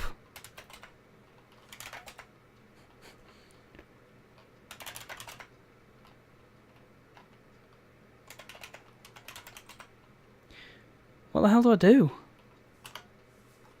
Oh crap, I managed to close it. Damn. Yeah, I mean, I don't mind the game. It's good. I just mind the fact that the progression system, and if that wasn't there, I'd be having a lot more fun with it. But as it stands, I'm doing a stream, and I just want to show you all the games and make it a nice, documentative. Is that a word? Whatever. A qualitative stream. Let's add a Game Shark code, and hopefully there'll be a Game Shark code for unlocking all the levels. Crash Bash Game Shark codes. Man, this is old school, isn't it? Oh, wait. Oh, there's a flipping cheat menu for the PAL version. Level select. Ah, okay, great. There is indeed a level select cheat, so I don't need to worry about doing the Game Shark code. If I return to the warp room, let's try it. Oh man, this takes me back, man. Cheat codes, eh? It has got 8 thumbs down, so let's try it. So triangle, circle, left, left, square and R1, triangle and R2, start, select, circle, X, X. All levels should now be unlocked, apparently. Okay.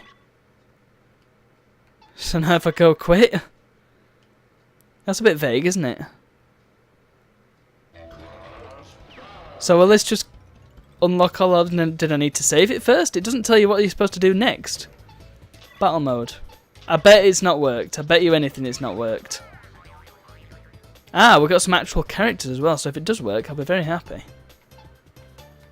Oh! Damn it!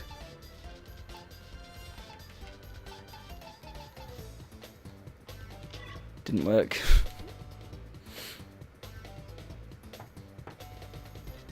Right, so if I go Alt-C again, I did kind of want Game Shark codes.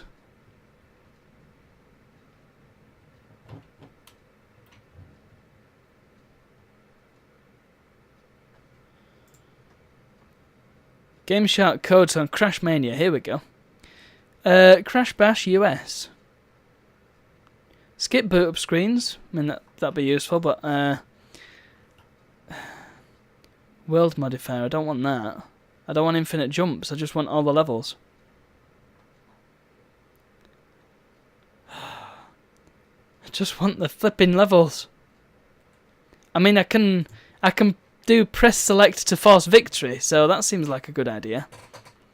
D0063A92FFFE and 309991750040. Best cheat. Add cheat, yes please. So now I close that and then do a hard reset, I guess. I hope this works. When I've dabbled with Game Shark cheats before, it's not really gone very well. Yeah, basically hacking it. I'm a proper script kiddie me, yes indeed, yes. It's like when you're playing ZX Spectrum and you break into the code halfway through loading and you add your own little bits so you can give Manic Miner a million lives. Still impossible to flipping win that game, but hey, at least you have infinite tries at it, so that's something. Used to call it poking, because you'd poke your way into the code. There was also peek, which I think would just let you look at the code, and then poke let you actually fiddle with it. Eurocom, blah blah blah. So, what are the chances that this is going to work? I mean, I don't hold out a ton of hope, I've got to be honest. But we can only find out, can't we? Let's find out. So let's do the gem. I'm cheating and I'm cheating. I'm not even gonna make any foibles about it. Cheating. It's my stream. I'll do what I goddamn like. 3, 2, 1, go. I think I pressed it too early. Yes, I definitely pressed it too early. Hang on. Let's try that again, because all the scores disappeared. So I feel like that would have just gone on forever.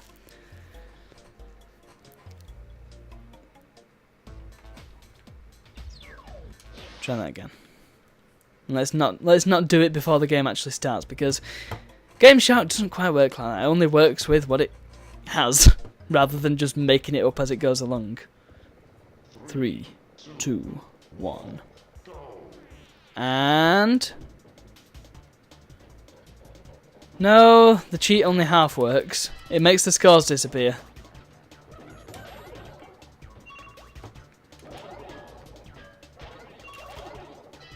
I did definitely choose the NTSC cheat as well, so... I feel conned, and I feel lied to, and it makes me very unhappy. All my attempts at getting through this game without having to play it are being foiled. Because you see, the Game Shark codes, they're very limited in scope. Because like I said, they only work with what they have. And so they can let you do daft stuff like skip levels by hacking it so that it thinks you've won. But they can't always do things like just unlock the level straight up.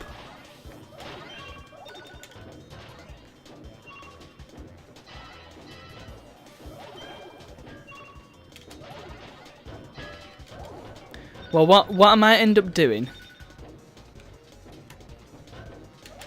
because I mean, I don't... oh no, it is still going. Okay, so I did fail. Great. Whatever. What I might end up doing is finish this off next week and see if I can actually get a cheat so I can show you all the levels, because I want to play them. Have a good evening, Zidane, or morning or afternoon, wherever you are. Thank you for joining me. It's been a pleasure. So, yes, what I will do, I'll do what I just said. Save it for next week. Same to you, friend. Yeah. Save it for next week, see if I can get some kind of cheat going so I can show you all the levels, and that'll be a lot more fun. But for now, well, fortunately, last week I did discover a few games that I can sort of play on a whim. So that'll be nice. I'll just close the emulator, whatever. So yeah, I've got quite a few games that I can just have a quick go at, and it'd be great. To be honest, I intended to knock this one off a bit early anyway. I wanted to finish off around 10 tonight. Not for any particular reason, I just wanted to. So, let's have a quick bash at our old friend. Where are we? Ah, it's in full screen. Why is it full screen? I shake my fist. Ah, I think I know why. Yeah. Yep, I know exactly why, in fact. Welcome to big money. Well, yeah, the problem here... let's just switch games. I think I need to do a window capture for this, do I not? Oops.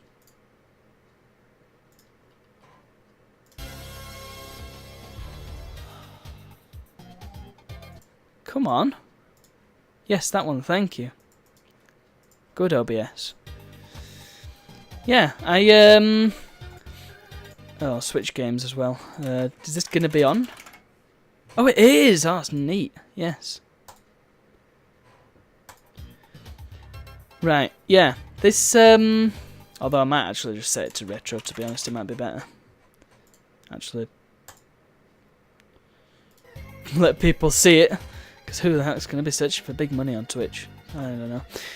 Let's, yeah, I picked this up on Steam because they had a sale. All the PopCap Steam games for like £6, and I thought, well, that's too good an offer to pass up. I'm going to take it. So I've got a crap load of games on Steam now. I'm at like 995 now, which is a stupid amount of games.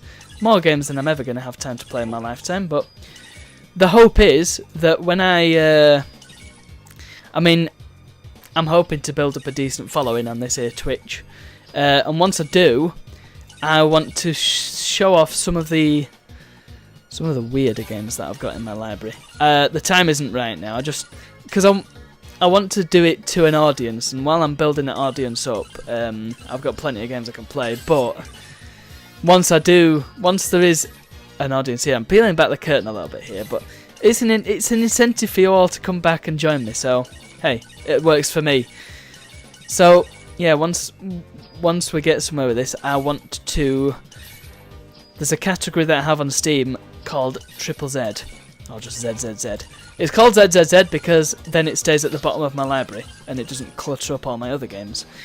And that library, that category, contains all the games that I've either acquired in bundles or got for free on sites like IndieGala. This is going to be a terrible first round because look, I'm nearly lost already. That was a terrible start. Good lord. New game. Make it quicker. So yeah, sorry. It's all the games that I've either got in bundles and not really been bothered about because I bought the bundle for maybe 1 or 2 games specifically. All the games that I got for free off sites like IndieGala or just in general games that I've got free Steam keys for. So there are some corkers in there. Let me tell you, and I'm really looking forward to trying some of them out because, you know, it's kind of like, is this game going to be great or is it going to be a piece of crap? And I'm hoping that some of them are going to be hilarious and ridiculously bad because then we can laugh at them and have some fun with them.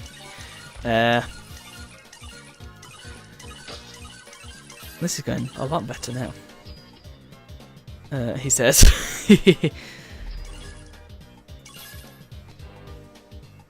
So that's that, and there are hundreds of games in that category, and that's why I've got so many Steam games, just because that category is just full of crap. So yeah, like I say, that'll be a fun one to do, but I really need to sort of build it up a bit first, because then there'll be actually people watching, so there'll be somebody to partake in the crap games with me, you know? Otherwise it'll be a little bit pointless. I don't mind doing this sort of stuff to a small audience. I mean, I don't mind having a small audience, that's great. I would be happy with maybe 10 people watching. That'd be fantastic. I'd be very happy with that, all chatting. Nice little community, you know? But, yeah, until we get to those 10 people, I ain't gonna touch ZZZ. It's gonna be a big show. Anyway, I need to deal with some of these coins here, so I need to, I mean... It is a very much an RNG based game, this, so if you don't get good coins, then you're going to get these massive piles of money. And yes, there is some skill to it, I know. The skill being that of working out how you can claim the coins, clear the coins, I don't know, to best maximise the groups and clusters of coins that you get. If you haven't seen this game before, by the way, we played it last week as the part of the PopCap game special. Crap. And this is big money. Oh, look at that. They give me a massive pile of reds right at the end. This is going very badly. Get ready. Go.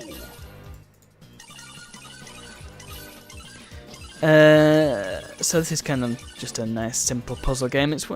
It's again, I discovered some games during that stream that we can sort of go back to and play some of in between games.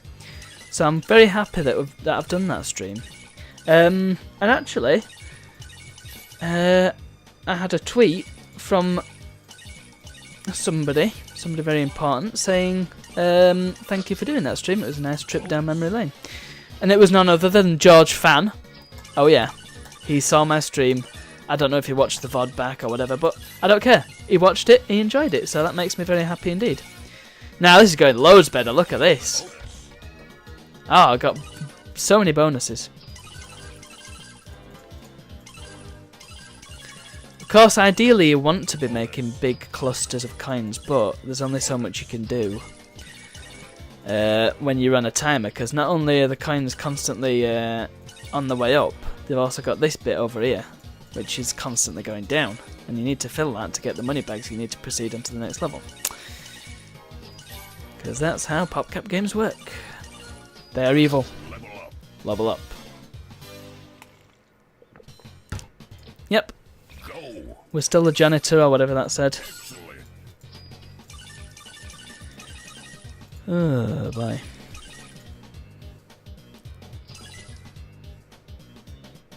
We could also, later on, play a little bit of Space Crusade. I mean, I kind of like this style of stream. A little bit loosey-goosey, you know, a bit of a chat. Speaking of chat, hey! Want to know something fun? Mystery Arcade. In fact, I'll just pause that a sec. YouTube. This has been showing up here and there. Moobot's actually been doing its job for once. And yeah, Mystery Arcade. So I would urge you all to check it out. It's a very fun series that me and my brother are doing. And what the premise is... so we're currently going through 1980 to 1989 and looking at some of the bigger and more prominent, certainly the most culturally important, I suppose, arcade games from the 80s. So I'm just dumping him in front of these games and seeing how he reacts, basically. And he's never played these games before. He's new to this whole thing. So me, with my extensive and somewhat pointless knowledge of gaming history, and you know, it's a good match, because I'm there. I mean, I'm going to be honest, I haven't played a few of the games either. The last one we played was Dragon's Lair, and I've never played that before until then. I knew what it was all about. I'd seen it, but I hadn't played it before, so it's good to sort of know my history, I suppose. I mean, I know my history, but there's knowing it, and then there's, you know, actually physically partaking in it, which is a major part of video gaming for me. As you're no doubt aware if you've seen anything to do with this channel, I am very, very much a retro gamer. I don't obviously limit myself to retro games, not at all. I mean, but by and large I do play older games. That's just what I do. I find them more entertaining. So to me, the historical aspect of the hobby, very important. And so it's really nice to be able to go back and actually have a look at some of these games. Just a little bit of a spoiler here, but the next game coming up is going to be Karate Champ, and that was fascinating to look at, because it's... I hesitate to say the first one-on-one fighter, because you can never be too sure about these things, but certainly one of the first, and it sort of moulded what the genre was going to become, because it was the first one to have a proper versus mode, or indeed it sort of cemented the idea of a versus mode. And it also had music and voice acting. You know, it had a lot going for it. And then we played the NES version, and it was really, really bad. But hey, such is the case sometimes with arcade games in the 80s. You never know what you're gonna get. But yeah, it was fascinating to look at. And the thing is, when you play it, when we played it first, I mean, again, a little bit of a secret recording thing here, not something that'll be evident in the episode, if my editing can help it. We played it to start with, and we started playing it, and we had two controllers set up, because you would for a fighting game. Me thinking, of course, that we could have a bit of a one-on-one match. But it turns out originally, with the first release, that wasn't the case. They had to actually make a new version of the game specifically for PvP, which played slightly differently, because my understanding of the first Karate Champ version is that you're there and it's almost like a tournament thing. So you start out in the dojo and you learn the moves, and then later on you start doing some weird stuff like breaking the wood, and if you look at the attract mode you get a good idea of what you're doing. So there's one where he jumps up and kicks what appears to be a basketball hoop without the actual hoop, which is a bit weird. But it's stuff like that, and it feels more like it It feels more like a party game, if anything. It's kind of like a... Well, it looks very different. But then you've got the 2P version, which is just a straight-up fighting game. So I found that very fascinating indeed. And it goes to show sort of what... I mean, I don't know how popular Karate Champ was in the arcades. But it's kind of what people were wanting, clearly. But then the 2P thing was a stroke of genius. Because it was the same game almost, just with... But the difference in that minor mechanic, the fighting's still the same, but what the goal is totally different. And then that in turn led on to Street Fighter, and then you've got your Street Fighter 2, and your... I mean, there are plenty of other games that I can't think of at the moment, but... you know, up until that point, you kind of only had brawlers, really, so... It was really a massive shift in the paradigm, and the animation's really good as well, for an early 80s arcade game. Although by, I suppose, 1984, you're getting off of mid-80s, aren't you, I guess, technically. But yeah, it is just really interesting to me to look back at these things, and it's great for my brother, because he really enjoyed playing Karate Champ, so it's a win-win for us both. And he also really enjoyed Dragon's Lair, which makes me very happy indeed, because, you know, it's... if I can get more people into video games, I honestly feel video games can be a force for good, and that's partly what I'm dedicating my life to here.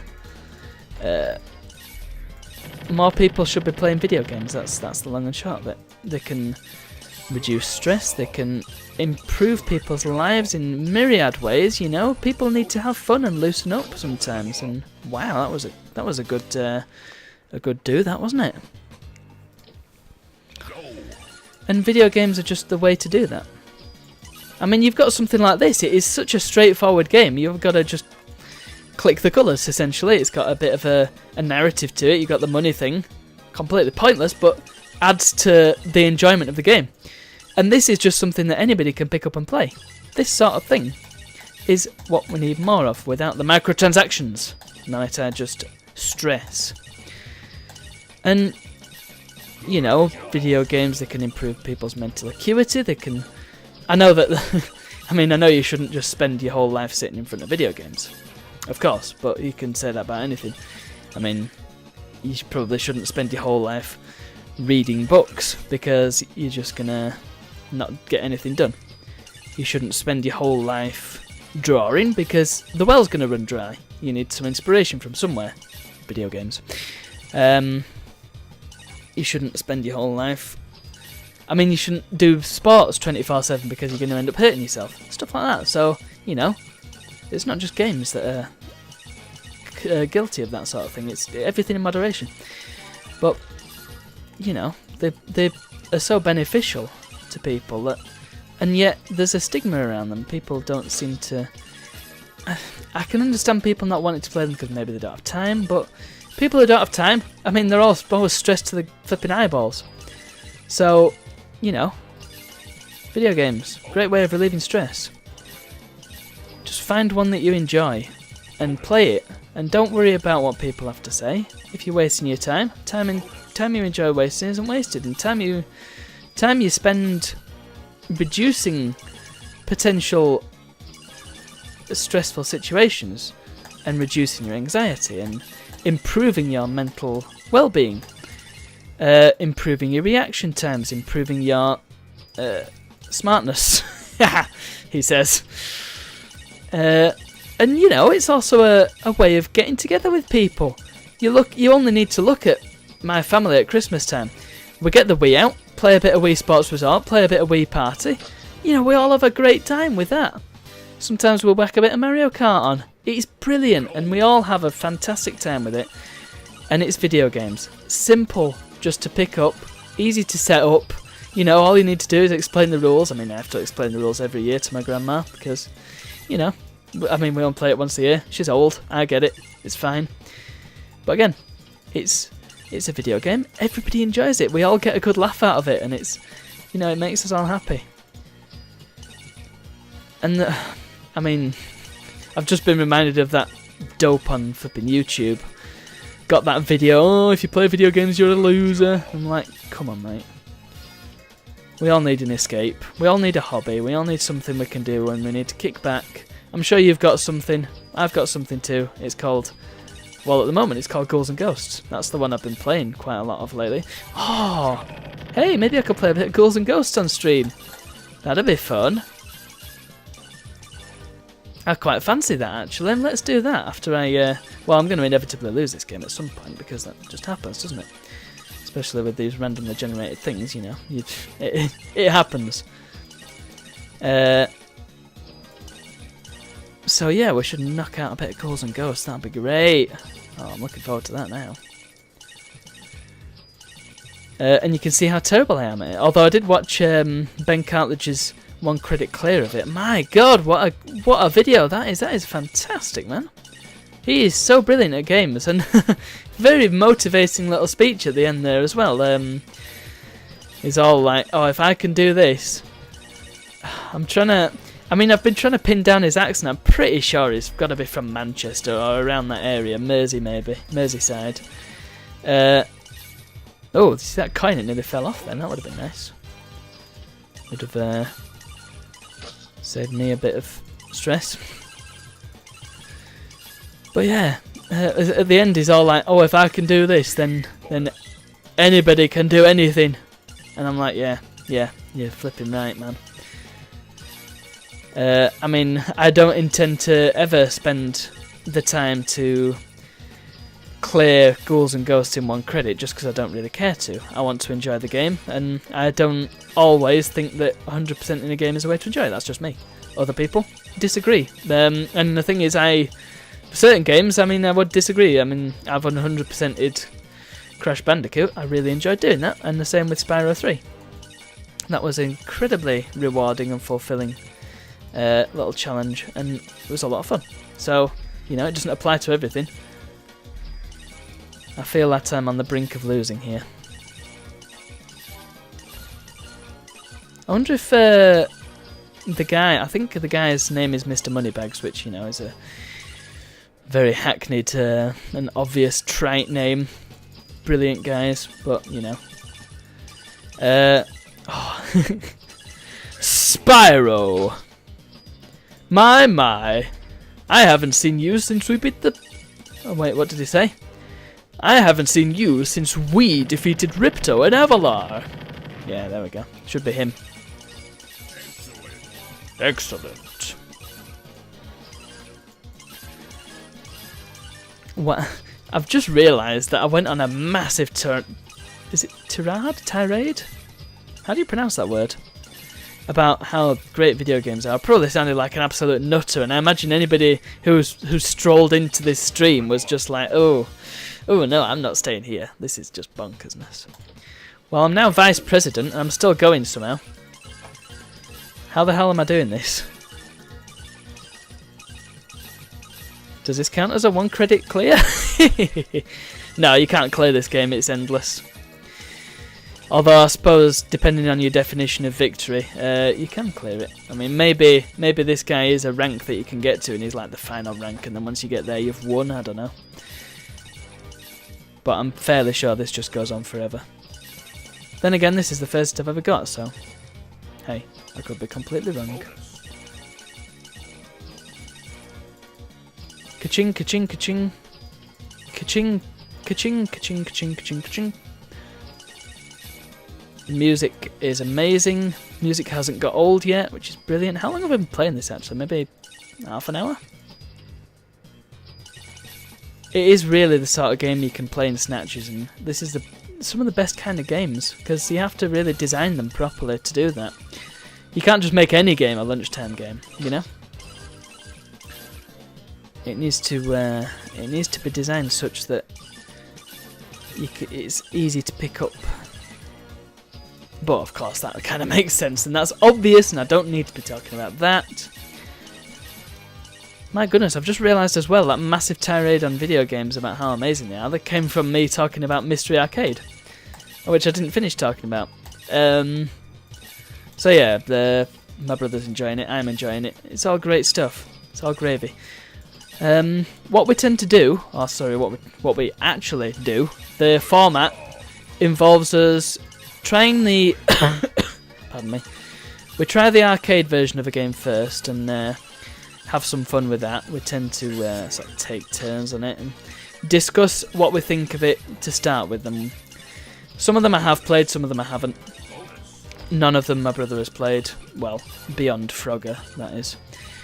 And then we try some of the home computer and console versions of the games, which, you know. And it's interesting because you kind of get a feel for how fast the arcade hardware was moving, because that was all custom designed for each game, which I actually failed to mention in the videos, but you know, you don't always think of everything while you're recording, and we don't make a script for it, it's all ad-libbed.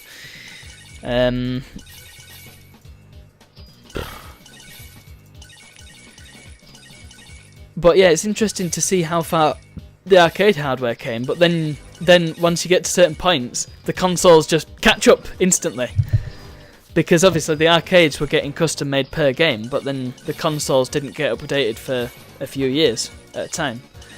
So you start in 1980, you start in 1980 and you've got your Atari VCS and you've got your Commodore 64 and your Spectrum and your PC, well, you've got PC, I mean that's sort of the through line with them all. We try and get a PC version in where we can. But then later on you got your NES coming in, and that changes everything, and suddenly the quality of the games on the consoles is a bit better. And then later on again you come to the late 80s and you've got your Mega Drive, and all the while the PC's improving and improving, so you go from CGA to EGA to VGA later on. Come on, I need to be collecting these damn money bags. That's one. Oh, I'm on 5 now, am I? Yikes. Here we go, and bam. How am I still going? I'm a CEO now.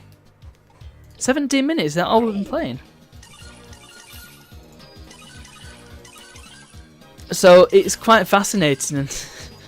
But then, some of them I've tried to keep it quite wide-ranging, the selection of consoles in each episode. I've not kept it consistent.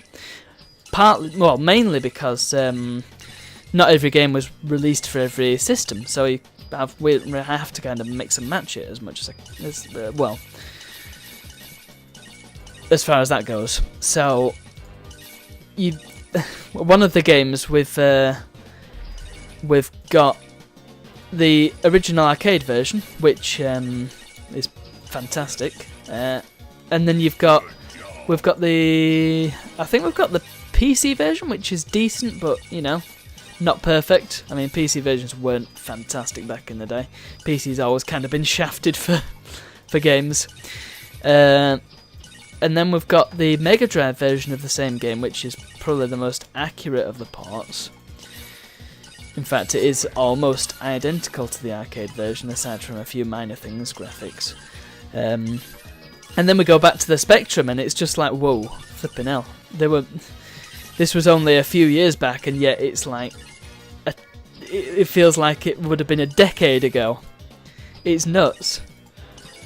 It's just a testament to the rapidly and alarmingly fast pace of technology. Which has slowed quite a bit since then, I suppose. Oh god. I'm still somehow going. You know, it's annoying, isn't it? Because I'm here saying, oh, I'll play Ghouls and Ghosts after this, that'll be great. There might not be an after this. After this may be an unreachable Narnia. I'm getting all these powerful money bomb things, but can't reach them. I'm not tall enough. Oh god, oh god! Oh, this might be the end. Yeah. Well. Oh, venture capitalist. Well, that's my high score. Am I ever going to beat that? Who knows?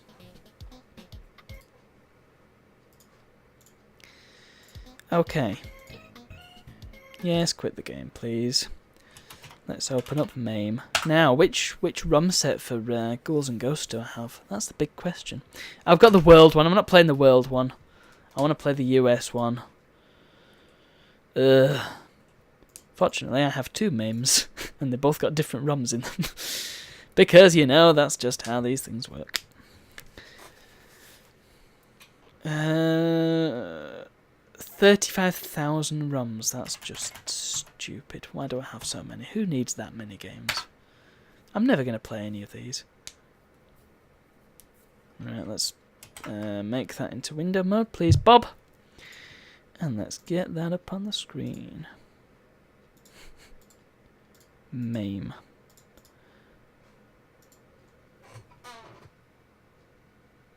Hey, and I do actually own a copy of this game. I have the Capcom Classics collection on Xbox, so you can't say I'm pirating. Ha! Yeah, we know the story. We know the score. Oh, it's not. Is it really not set up for my goddamn controller? Oh, it is set up for my controller. So, what am I doing? It's an arcade game. I need to be putting in coins. What a dum-dum. Here comes Prin Prin. Here comes Arthur. Oh, I need to change the game, don't I? Ghouls and Ghosts. There it is. Update information. Oh, it's a good thing I updated it when I did. Oh, crimes. Get away from me.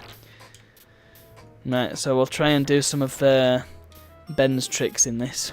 So the US version, the reason I'm wanting to play the US version is because it's the easiest. Look at these cheeky guys poking their heads around. And the reason it's the easiest is because, well, I'm not sure if the enemies drop weapons, but I do know that the chests are predictable in this. Meaning that, oh boy, every second chest I think is armour.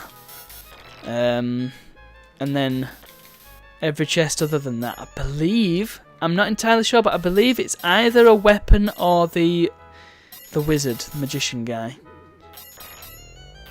Right, you can do a trick here. Check this out. Okay, well, I didn't do the trick right, damn it. I forgot the timing on that damn flipping guillotine.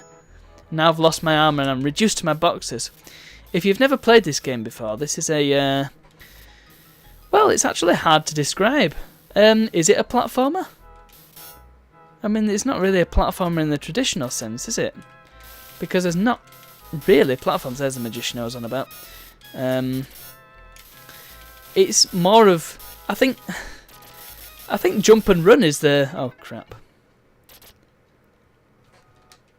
Jump and run is probably the best way to describe it because... Right, I don't want to open that because that's going to be the magician. The next chest I do want to open because that'll have the magical gold armour.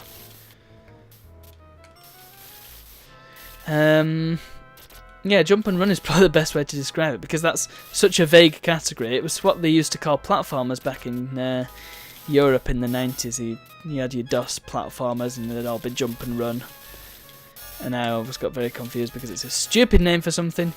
Because most games you jump and run, if you think about it. Right, let's take out Pigo from down here. There we are.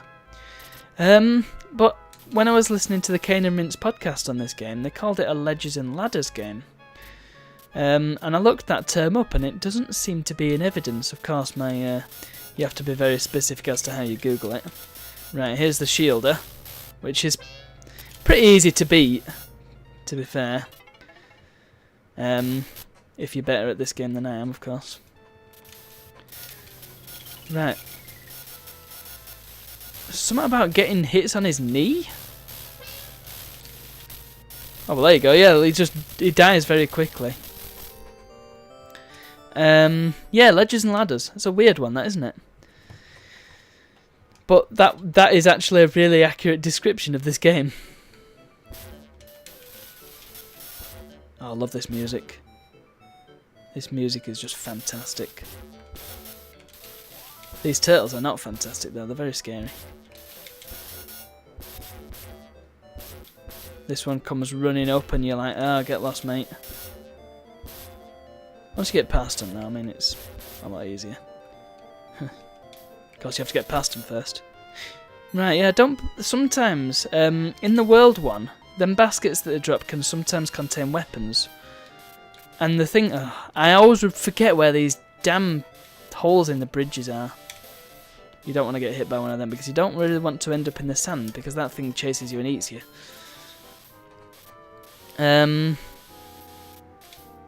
What was I saying? Oh yeah, weapons. Now the weapons in this game... May I just say as well, I do believe that this game was specifically designed to be as annoying as possible. Oh, that was tricky, that wasn't it? Right, I don't want to go to the end of this one because I believe I'll just fall through and go straight down the hole. If I go up here, I'll get a chest which, in theory, should contain the gold armour, which is what I want. I've not got the knife yet, which is what I really want. Crouch there. Crouch there. That's very good. Right, I've got... Oh! I was about to say I've got to be careful here, because I'll get hit by this guy. This guy who you can't flipping hit, so you've got to try and run away from him. It's a lot easier when you've got the gold armour, but now I don't have it. And of course, I won't be able to get it now.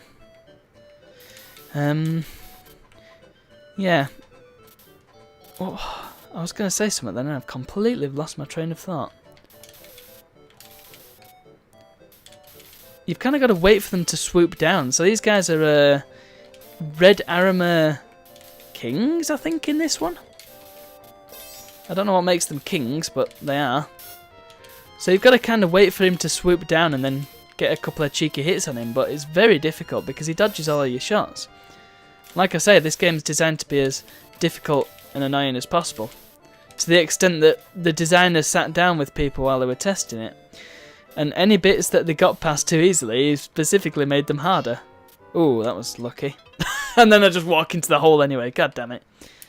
Fortunately the checkpoint is after the armor, so that's fine. And now we're in the Village of Fire.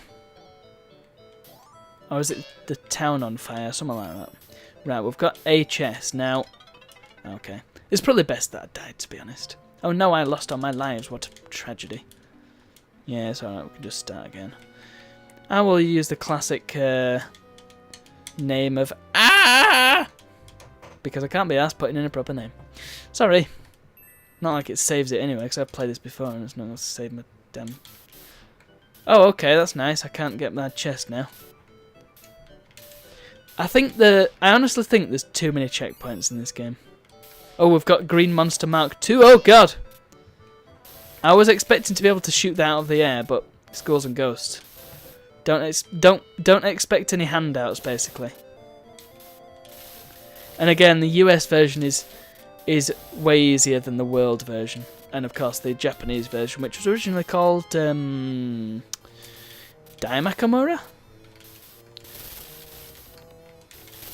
The original game...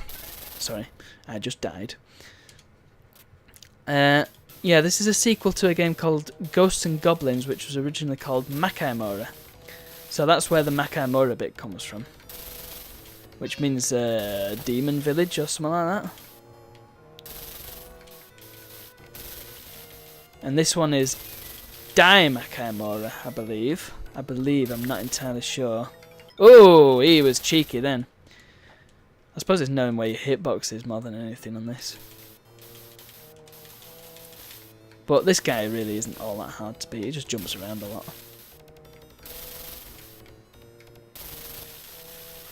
He's not much of a threat if you know what you're doing. Because he just walks up to you but then stops and jumps over you instead. He's a bit of a weenie really, look. I will take a key for coming in, please, thank you. Because what else would I... Hang on. That implies that you come in first and then take the key. It's a bit weird. Anyway. Then this was followed up by another sequel, a SNES exclusive, called the Super Ghouls and Ghosts, also known as Chomakaimura. So they've all got different sort of names. But it's clearer that they're all sequels in Japan because they've all got the same sort of title. Right, yeah, I'm pretty sure they don't drop weapons in this, the enemies. I honestly think there's too many checkpoints in this because it doesn't give you a chance to go back and get any chests if you need them. And if you don't know where the chests spawn, then it's even harder to get them. I mean, basically, they're saying don't die, which, yeah, fair enough. But that's kind of difficult to do, especially when you've got like, this lot to deal with.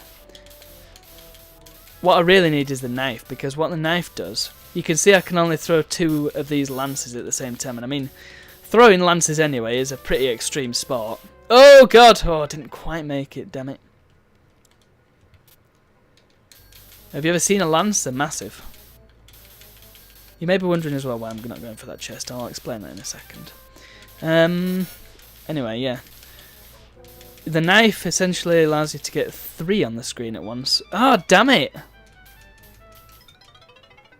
I can usually get through that pretty easily as well. I mean, maybe I've just got to book it and hope. Not worry about shooting them all. Oh yeah, there you go, look. That was much easier.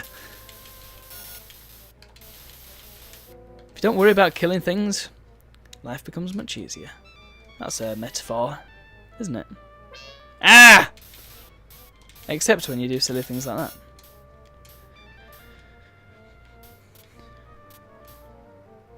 Right. Oh my god, I keep losing my train of thought. What was I saying? And huh! Ah, I missed it.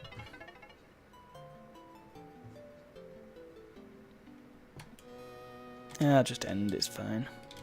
I'll be exclamation mark. There you go. I can't actually see chat, you know. Just make that window a bit smaller. There we are. Yeah, lovely. Yep, continue please. If you fall into one of these mouths, by the way, you just get eaten and die. Game's unforgiving. And jump. Yeah, originally when I played Ghouls and Ghosts, Super Ghouls and Ghosts, sorry, I thought, oh, come on. Why didn't I land on that? What a joke. Yeah, I thought it was just a straight part of the arcade game, which it feels like because it's flipping Oh, you're going to do that to me now, are you, flipping game? Oh. Okay, that was weird. I don't know why I didn't pick that up then, but I didn't. Oh! Ugh!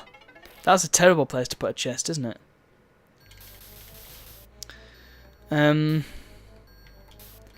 But then it turns out it's its own unique game, so... It's completely different. Well, not completely different, but well, you can see in this one you can sort of aim up and down. You can't do that in the SNES version. Oh, nice.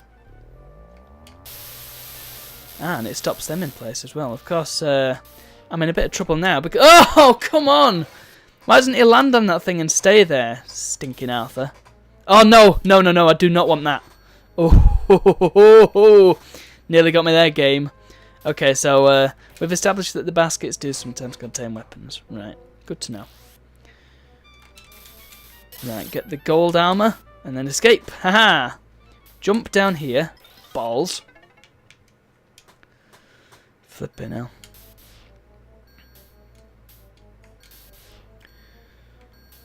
Yeah, you can aim up and down in this one, but in the SNES version you can't. However, you can double jump. Because something you may have noticed by watching this is the fact that when you jump... What the hell happened there? I got caught on something. When you jump, you've kind of had it. So you've got to be very, very precise about where you jump into. That's annoying. I keep getting caught on that thing, but before I wasn't getting caught on it. So what's changed? Yes, indeed.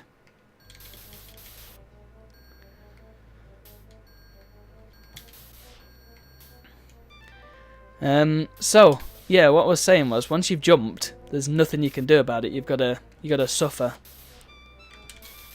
So you really have to be very precise with where you're gonna jump. I just died then. I just died. Whereas in the Super Famicom version, you've got a bit of respite because you can just double jump, and then if you are in a pickle, you can just jump away again. Right, let's get this damn gold armor because I'm getting very little opportunity! My God. I bet you these flames will be put there because these will be one of them things where the designers thought, I got through that too easy then. Just put these flames here because despite the fact that they don't make any sense and they have no business being there, it'll make it harder and therefore it's within my remit to do this. I should really give myself more lives in the dip switch service settings or whatever it is. But I can't be arsed. Because that means I'd have to reset the game and then I'd have to go back to square one. Where the heck's my chest? Why didn't the chest spawn? This game's just making up its own rules. I really need that chest to spawn. Ah, you have to be stood up, okay. Right, down and then up. And then jump. Why did I jump over there? I survived. That means I have no chance. You know what? I'd rather just... I would rather die and get a game over than... I mean, I want the golden armor. I want to see if I can keep the golden armor for longer than 5 seconds. I'm not very good at this game. Don't know if you noticed. But to be good at this game is a task. Your name has to be Ben Cartledge. Oh, come on! I didn't time that right! Ah! Right, up there. And over there. And now... See, I've got this one down pat. That's easy. Get rid of him, get rid of him. Throw my bizarre lances. Right, jump that. Oh, because of that stupid thing, I would have been fine, but no, you have to throw it. Oh. Stay calm. I've just been saying how great and a force for good video games are, and now I'm getting angry.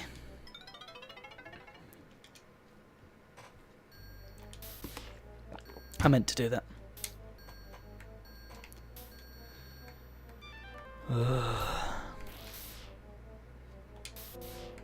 If that had been the fire, then I would have been very cross. Yeah, let's talk about the weapons, because we've not really had much chance to. Right, jump down there. Hey! Hey! Nice! Right, okay, this is good, this is good, this is good. Let's just do that, because I feel like I should. That was a terrible idea. God damn it.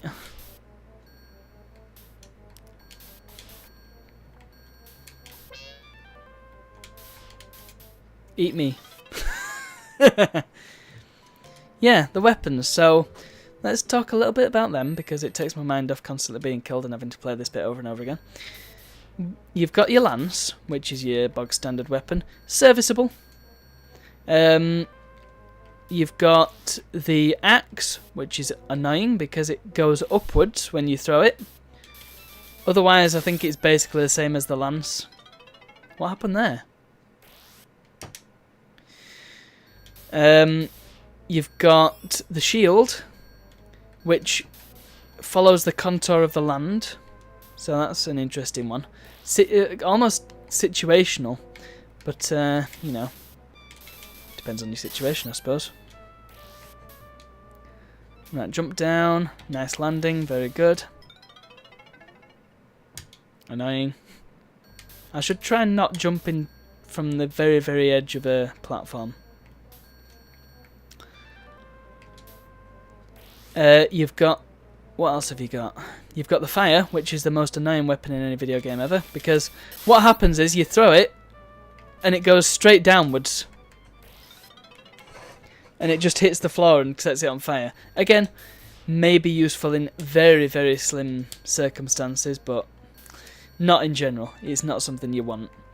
And then you've got the knife, which is like the best weapon ever, because you can just sling it and throw it all day, and Arthur's very happy about it. Right, this time I'm going to time it right. See? Right. Let's not act dumb now. There it is, the goddamn axe! I do not want the axe. Oh! I was trying to jump on top of the chest so I could get the contents of the chest, but now I'm stuck with this flipping axe.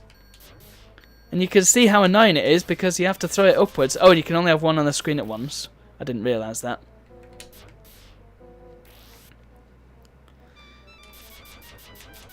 which of course makes it now impossible to get the golden armour. And you can't do anything about your weapon unless you start the game again. And I mean, it wouldn't be a terrible idea because then I wouldn't have the axe anymore. And the only way to get a different weapon is to pick it up off the floor. You can't switch back to the lance without finding it again. So my chances of getting this golden armour are now very slim indeed. But I did it! Oh. You know what? It would be a lot easier just to reset the game, to be honest. Reset. It's just not worth it because I would have been stuck with that axe. It's not something you want.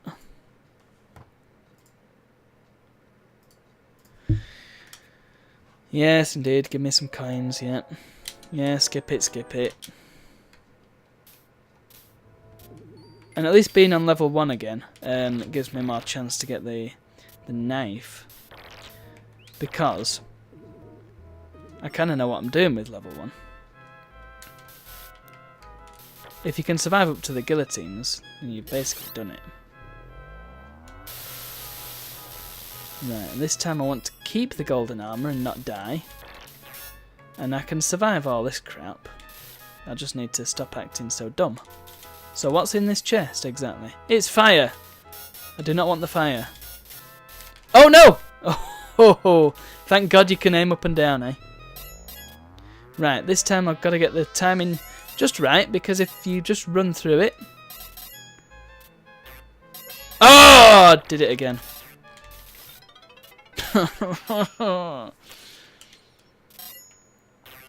Again, I swear I've done that before.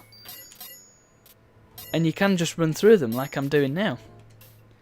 By the way, if you bunny hop, it does actually make you go a little bit quicker. But watch, they just fly away then. It's brilliant. Right. Now this bit is a lot easier if you keep moving. Oh dear, I'm now a duck. This could be a problem. But, unfortunately, it wasn't. And now, I can have the gold armour once again. Right. This time, don't lose it. Now, the thing is, and the reason why I'm keeping the magic charged up, is because if you cast it, then you get a couple of frames of invincibility. Which is always useful. That's annoying. I wasn't expecting that. I was expecting that thing to die, not just keep flapping around. Oh, great. So now I'm stuck without the golden armour again. Because the thing didn't do what I thought it would. That pig is not my friend. Alright. Be sick on me, would you? Look, it's not my fault you got hammered at that sesh last night. Come on. I'm looking for chests. Yeah, screw it. You know what? Again, let's just reset.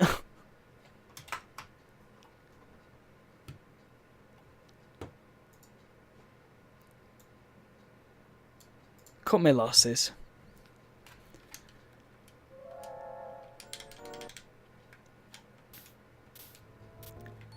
Now the thing with the chests, you don't have to open them in order for them to register, you just have to spawn them.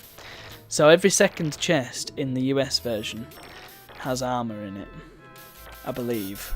That's the rule. And so every other chest either has a magician or a weapon in it. The first chest always has a magician.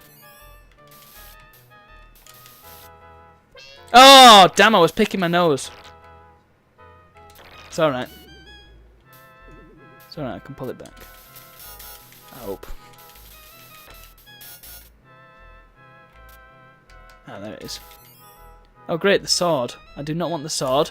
The sword is a short-ranged weapon. Yeah. Need I say any more?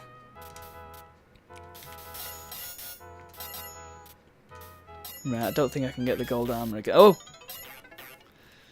Okay, there's a chest there, and I had no idea. Can you actually get it?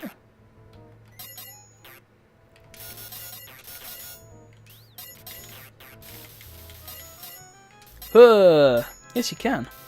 What's inside? A magician who turns me into a duck. You know, I'm going to wait here Not worth it. Right, go.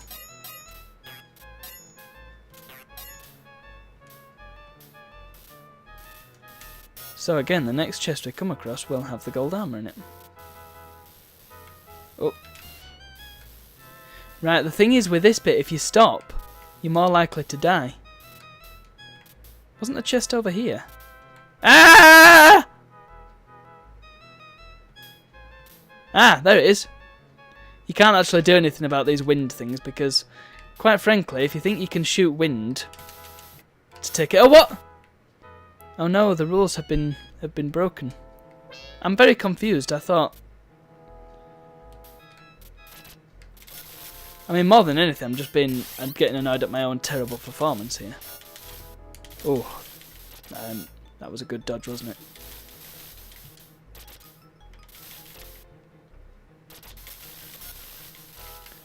There's got to be another chest around here somewhere. Not that it's any use. What if... Right. Now the MAME thing isn't coming up.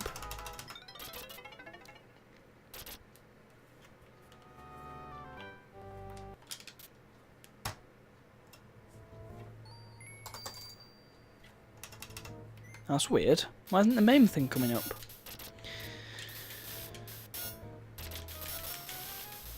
If I can just find a chest, then I can beat the shielder.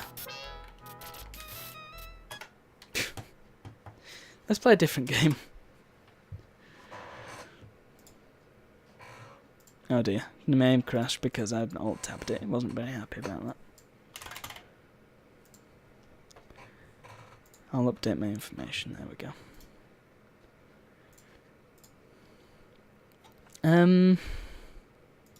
Let's play a different game.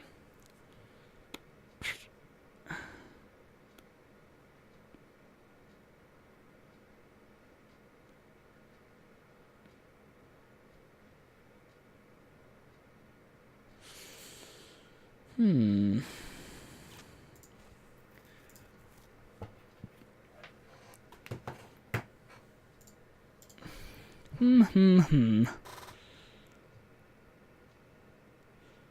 kind of want to find another infinite game that I can play for a bit, but I kind of just want to play a game. What else have I got in this crazy MAME thing? Well, I'm not looking through 35,000 games. I'll just look through the games that I got myself. That's a bit easier to get through. Oh yeah, let's play a bit of that. I haven't played that for ages, man. Well, actually, no, that's a lie. I played it relatively recently at a place called the Geek Retreat in Leeds. You'll find out what it is in a second.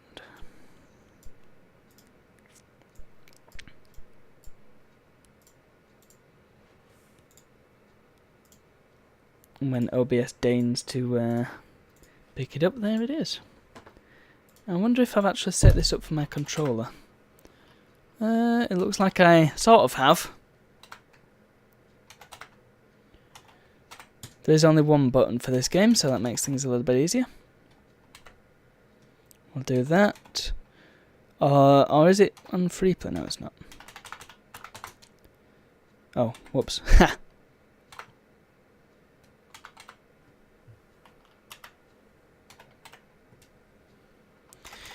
Okay. So, Joust then. Let's just have a quick butchers at Joust. Because I like Joust. It's a good game. And the idea of Joust is that you are... Oh, it doesn't play very well on a controller. In fact, to be honest, it doesn't play very well at all. Because the controls are really weird. Even for... Oh, wow. That was bad. Even for the standards of early 80s arcade games, the controls are really weird. So Joust is a game where you are an ostrich knight. Yeah. You're flying around on a giant ostrich and your enemies are on giant buzzards. And they spawn in from these little pads. And the idea is to essentially be higher than them when they crash into you. So that you can knock them off their buzzards, and they turn into little eggs, which you then have to pick up. Because, you know, just defeating them in battle would be too easy. Now, what's so weird about the controls, you may be wondering? Well, it's like this. I'm going to tap the right button. I'm going to tap it again. Just move up a bit so this guy doesn't get me. And again. And again, and again, and again. So yeah. Oh, wow, okay, I wasn't expecting that. I should have seen that coming. Come on, I gotta pick them up quickly before the buzzard comes and picks him up again. No, no you don't. No you don't. Thank you. So yeah, the controls are just bizarre and they take a lot of getting used to. No you don't. And of course it has the hallmark, one of the hallmarks of classic arcade games, in that it gets you to get a shift on by killing you. Putting something extremely dangerous and unkillable in your way, so you have no choice but to go a bit faster. In this case it's an evil pterodactyl that just wants you dead. I am getting iced here. I'm not very good at this game, it's got to be said. Mainly because the controls are just so weird. Oh wow, was there a little hand there? Oh crap, that was terrible. I've got one more life, let's make it count.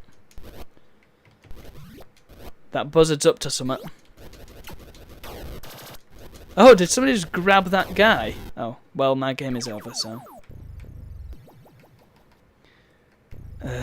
yeah. Yeah, the controls just make this really quite difficult to play. Which is a shame. I think if it had more sensible, at least sensible for now, controls, it would be a lot more fun. As it stands, it's a really, really cool game, but the controls kind of make you not want to play it. The controls, you just feel like you're wrestling with them because you're holding down on the button. Holding down on the button. And your ostrich just won't move because what you need to be doing is tapping it to increase your speed. But you're also tapping the other button, which puts you off a bit. Oh, damn it. I should have continued flying upwards then. That was poor. It's even more fun playing it with a gammy joystick like I was last week. Yeah. I always enjoy doing this though, just huffing it. In fact, this may well be a tactic just to go at full pelt and fly around. Oh, we were level then. That means we just bounced off. Yeah, super cool idea for a game. Actually, stolen by Nintendo. Do you remember the game Balloon Fight? Yes, indeed. Oh wow! I don't know what happened there. I just bounced back into him, and I died. It's a bit weird, isn't it, that they get turned into eggs? I want to try and spawn kill one of them, but I don't think. I think it's intelligent enough that you can't do that very easily. Oh boy, this is difficult.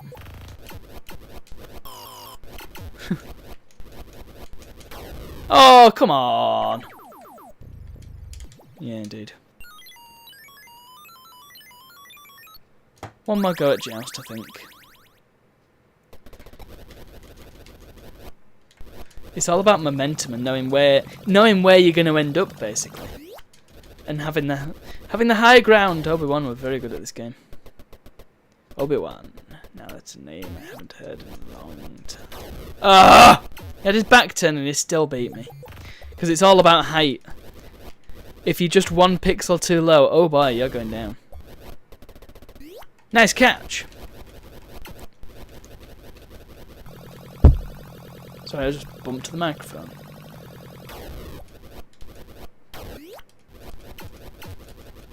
Oh, no you don't. I suppose, yeah, the real tactic is just to wait for them to come to you. Nice catch. I will collect 3,000 survival points. Thank you, Williams. It's very nice of you.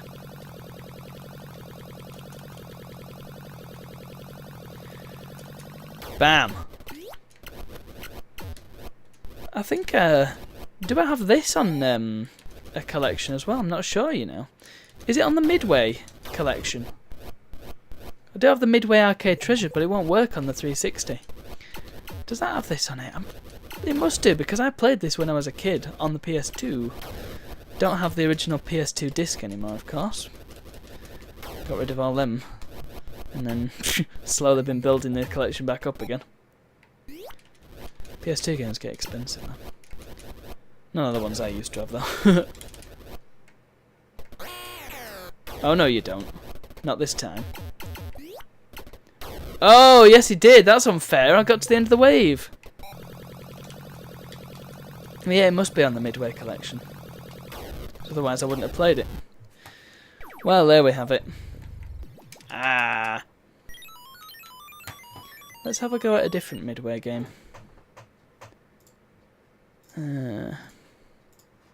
Just have a quick look at what we've got here.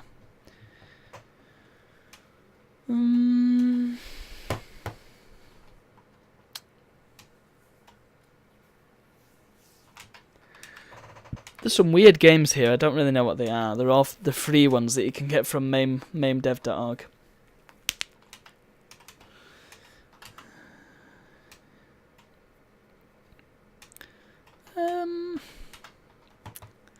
Rampart. Now that's a game I've never played. That could be interesting.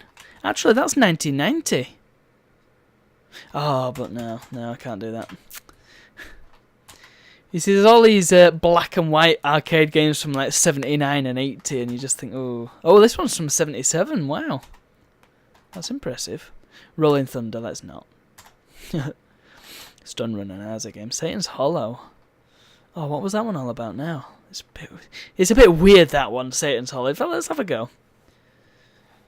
I'm not lying, because it's actually a Midway game. Very, very loud colours. It's actually not... it's not scaling up at all. In any way, shape or form. It must be a weird resolution, but hey. It's just one of those crazy things. We'll just play it at normal size. Yeah. And then you don't have to look at this tiny little game in a window. Yeah, so Satan's Hollow, it's kind of like Galaxian. Oh, it's probably not set up for me controller, that's fine.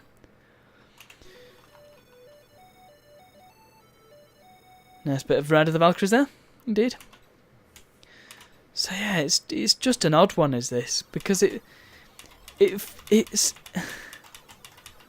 I mean, it looks good. I didn't actually check when it was made, but I don't get it. I suppose they were trying to do something like, well, it's not a space game this time. Look, it's a shoot 'em up without being in space, so we're doing something a bit different, but it's just a bit weird.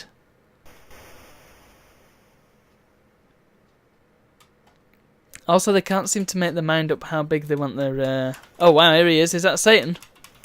That was quick. Oh. Well, he didn't last very long. This is such a bizarre game. I mean, it's kind of scary just because it feels cursed. It feels like a cursed game. Also, are these things supposed to look like birds of prey? What happens if I hit the red one? God damn it. What does shield 15 mean as well? Am I missing a trick here? Yeah, indeed. For directions, hit shield button. Ah, right, okay. Yeah, whatever.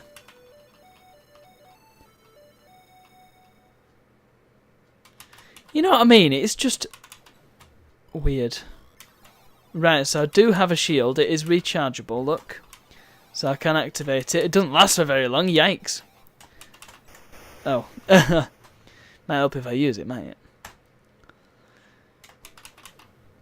Next time I get a game over, we must check when it was made. I just find it...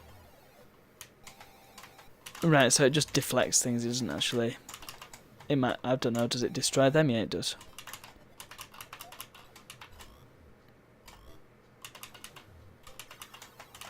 The sound effects as well are just a bit...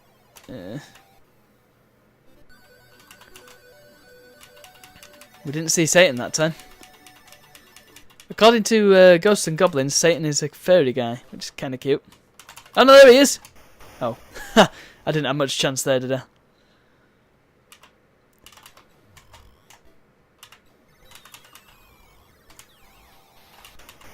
Was I'm not playing that anymore. That game was weird. It's just weird, man. It's just weird. Satan's Hollow. It's just weird. Don't like it. It's weird. It's 1981. It looks like. Yeah, go away, Satan's Hollow. Don't like you. Oh, you got a bit of a cheeky look at my main window there. Very nice. Well, the thing is with Midway games, they did kind of... the graphics on them are sometimes just really, really bad. Let me demonstrate. I mean, not really, really bad, just really weirdly made. Allow me to just demonstrate for you here. Now you can see, this is almost there. But the characters in this are just so strange. Like they use one too many black pixels in certain places, so they just look bizarre, man. Like I just find it odd. Is it just me? Anyway, if you've never played this game, this is Tapper, and the idea of this is to throw beer at people. Which was later changed to root beer because they didn't want kids drinking beer, you know. Now, this game is interesting because the original cabinet, it had an actual thing you could pull. So it had an actual tap, which was brilliant. Oh, it's a very progressive society, this. Look at the ladies are watching the dancing girls. You see, with the eyes, they've just used too many pixels. Oh, this bit's easy. I don't know who this guy is. What his game is. It's that one.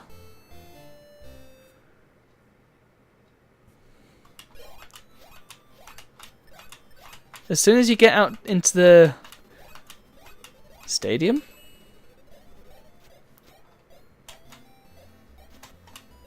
Oh, balls. Yeah, and if you throw a glass of beer on a lane that doesn't have anybody to catch it, you lose a life. And if they manage to reach you, then they drag you along the bar and throw you out.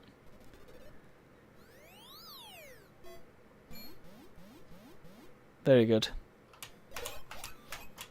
You're probably better going down this way, because the top one is actually shorter, isn't it? Oh, is it worth getting the money? I don't think so. There's not that much there. It can only be a tenner. Maybe 15 quid. Come on. Oh, they keep appearing. Go away! Sunday!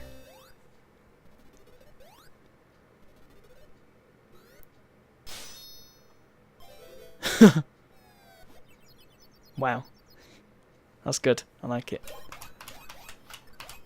Oh, I've done it again. I've gone for the short lane first. Because it's right there.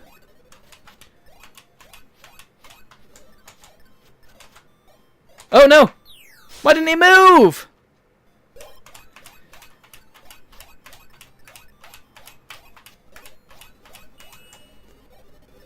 Tum-tum-tum, might as well get the money.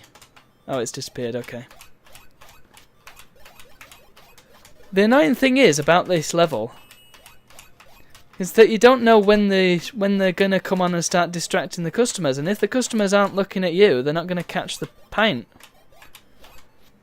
They also drink a lot, these people, and they don't pay.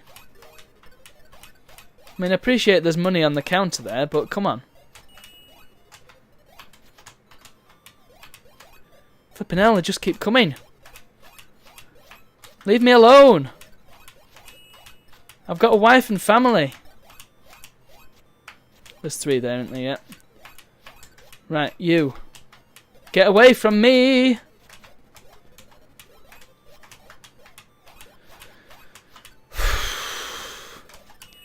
You see, some of these rounds can just go on forever.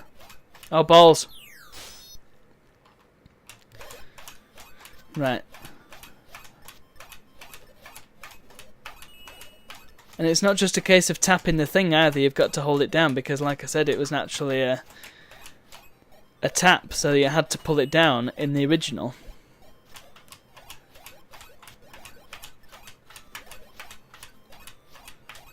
Oh, so it's attempting to emulate that. You know what, since I'm out of lives basically, I might show you what happens when they manage to get to you and you've not given them a pint. I'm just here cleaning bar, you know. What'll it be, boys? Oh no, they got to the bar. And they just chuck you out. And they all laugh at you. I don't get it, because now they're not going to get a pint at all. But hey, that's Tapper. Yeah, it's alright. Gets old very quickly, because he just sat there and trying to deal with all these customers, and you just think, flipping hell, when are they going to stop? Which I suppose is a mirror of real life there. Yeah, I've got some bizarre games here. Games that I'm never ever going to play, but I've got them anyway because they were free. Ton Demo Crisis, now that's an interesting one. I want to save that one. I've got it on PS1. I don't know if the arcade version is better, but PS1 will probably be better to emulate, so whatever.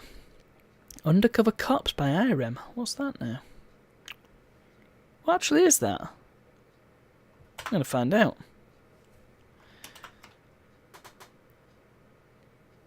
Hope the controls are reasonable.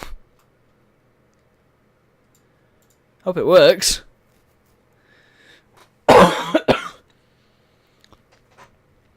Is this a Neo Geo game or is this before Neo Geo? Oh dear. Oh, I've been very naughty. Look. AD 2043. Oh, okay. Already you can tell it's an IREM game. Look at them graphics, man. Oh dear, I can't tell what they're saying. Wow. Oh man. I mean, I'm sold already. It looks beautiful. But oh, who do I want to be? I want to be the guy with the beard. Come on. He looks like me. Wow. Oh, have I played this game before? No, I don't think I have. This is essentially Final Fight. With extremely over-the-top music. You might not be able to... I think you probably can hear. It's because flipping Satan's Hollow was so quiet.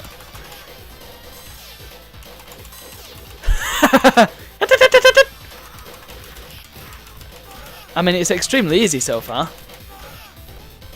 But I don't want to jinx it. Oh, you can dash as well. Okay.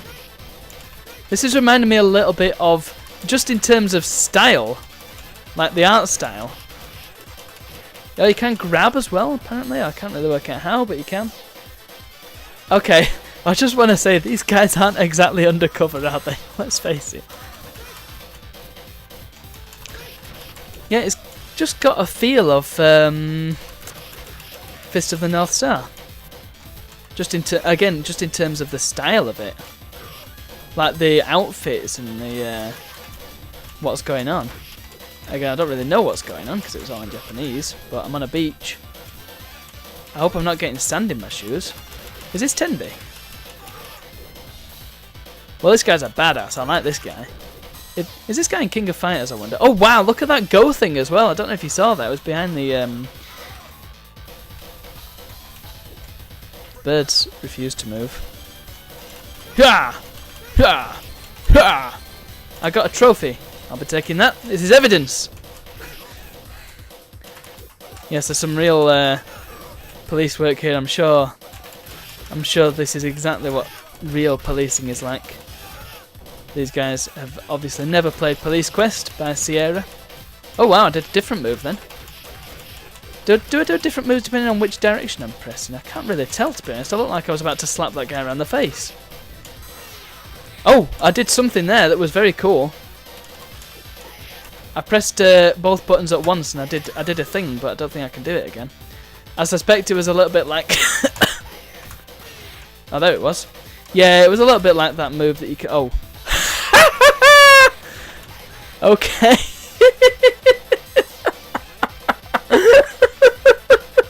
He's just carrying it about like it's nothing. Alright, mate. Oh, okay. I've lost my giant stone pillar. Alright, you want to play, do you? Right, let's get away from this guy. Oh, I slapped him around again. Great. Oh, there we go, yeah.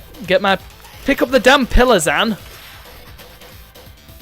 I don't really know how the grabbing works. It seems to just do it when he wants. Whoa.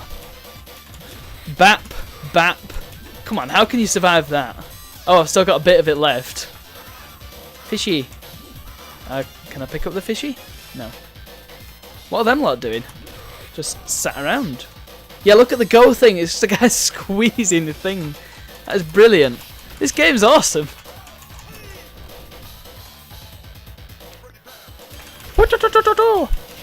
Hey, no. I think the grabbing has something to do with jumping when you're right up close to him.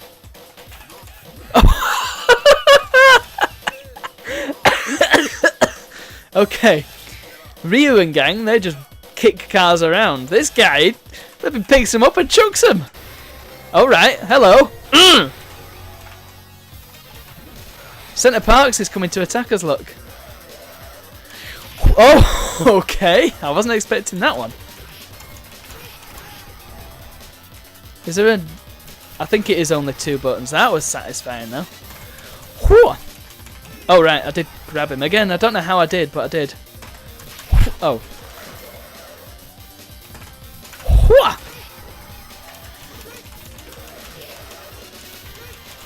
I suppose just stay up close to him. That's the... Oh, right. Now he's now a Terminator. Okay. I had nothing. There was nothing I could do about that. But hey. What's that noise? Wow! Look at them effects. This is just... This game is so stupidly over the top, and I love it. There's just a guy praying in the background. There's a guy called Help. Oh, there's a guy called Help. There's a guy shouting help. Oh, I see what I'm supposed to do. Hang on, I need him to come over this side, look. He's not going to do, is he? Can I throw him? If I can work out how to throw. I mean, there's nothing I can do about... Oh, ha! Okay, he did it to me. Great. Well, I'm now squish.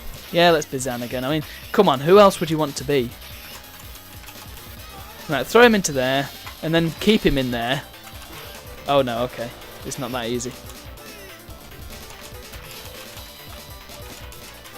Right, throw him in there. Stay down there, you. Stay. He's not going to stay, is he? You have to press S. I'm sorry. You have to press jump to grab him. Assessment day. Come on. Come on. Flipping out. Oh, look, there's all the perps that you brought in. What the hell? There's me! And my big teeth. I got my health back. Oh, I got a load of them. I got a nice bonus for that. Nice. Bloody goddess. What? Now we're in the jungle. It's the jungle out there. I have a feeling Irem were fond of doing jungles and beaches. Because Metal Slug is mostly jungles with the odd beach.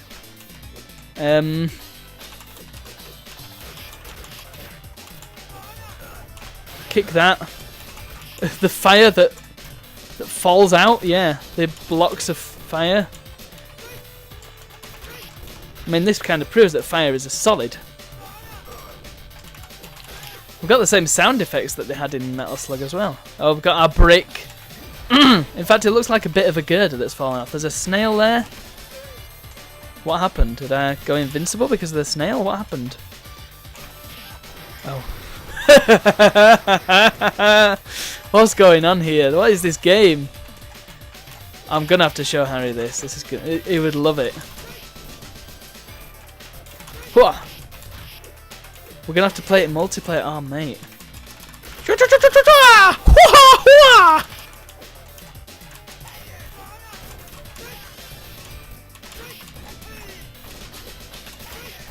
Alright, is that so, Mr. Biker Dude? Interestingly, I'm assuming this was after Final Fight. I mean, it seems a bit more refined maybe than Final Fight. I mean, Final Fight, I mean, it's kind of the same thing. This one feels a bit different. It's still the same style of game, obviously, but it's just got a bit of a different feel to it. I'm not sure. Well, Final Fight was 88, wasn't it? So I think it's reasonable to assume that this came after. But I'm not entirely sure. Obviously, because I've never played it before. Oh, just die, would you? There we go. Do I have to kick down the door? I actually have to kick down the door. Wow. Oh, here we go. Nice. Alright. Oh, the ladies are here, look. Are they, what's their deal exactly? Have they got 3 legs? Can I throw them off the edge? No, I can't. That's stupid. Anyway, what I'm saying is... I don't know what I'm saying. What am I saying? What was my point? I did have a point. Oh, hang on. Now there's somebody else here.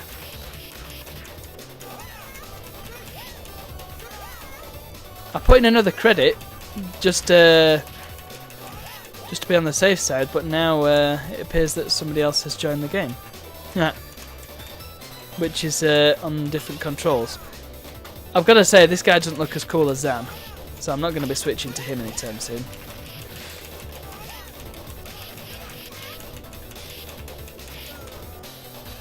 Yeah, it's just one of them things. I'm going to have to wait for him to get a game over, I suppose. He's stolen my credit, this unreal entity. Mr. Nobody. I'm trying to work out how the grabs work. It seems to be the jump button when you're close to them. Zan, of course.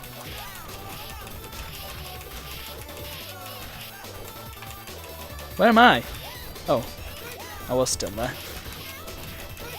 Weirdly, both players have the same sort of attack buttons. Oh, hello. Whoa!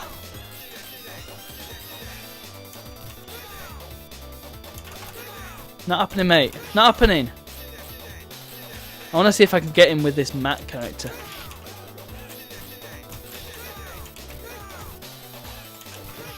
Nice. Very nice indeed. He's oh, it's just a little boil of ash. I did have a point about Final Fight, and that's why I mentioned it. These guys just got massive cereal boxes. She's just sort of chilling up there. What's with this weird fighting style that these ladies have? Oh, come on then, Matt. You slowpoke. I can't walk him off the edge, that's a shame. Oh, okay. Oh, see ya.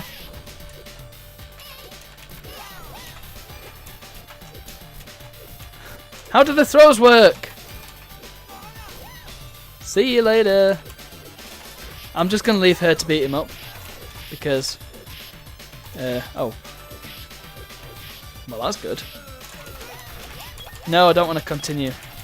Right, so next time, don't put a credit in until I'm actually ready to continue.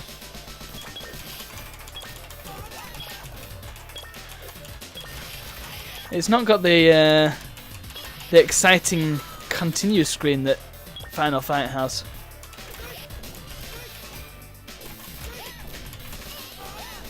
Off the edge with you, I say. No, not with me. With you! See you later, sucker. Get away from me and my house. What are they hopping around for? Yeah! Oh. God damn it. Well, that was my fault. Yes. Nice. Get away with your cereal box. Chickens! Can I pick up the chickens? Am I actually picking up the chickens? This is like Rocky. Can I pick up the big one? Or the adult one, as we call it in the trade. Is this making me invincible? Or am I just getting points for this? I probably could have saved all them chickens for when I'm going to fight this lot, look.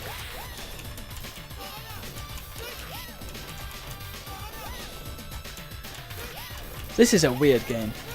I don't know if I mean, I like it. I really... Oh, crap. That could have gone better. I like it. It just feels like it's way too awkward to control.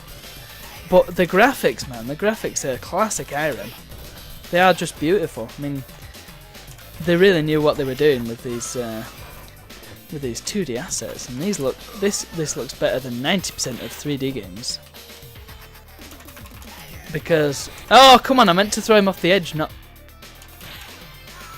Balls. Right, I want this. Do I want this? Can I have this? I can. I've got a bigger stick than you!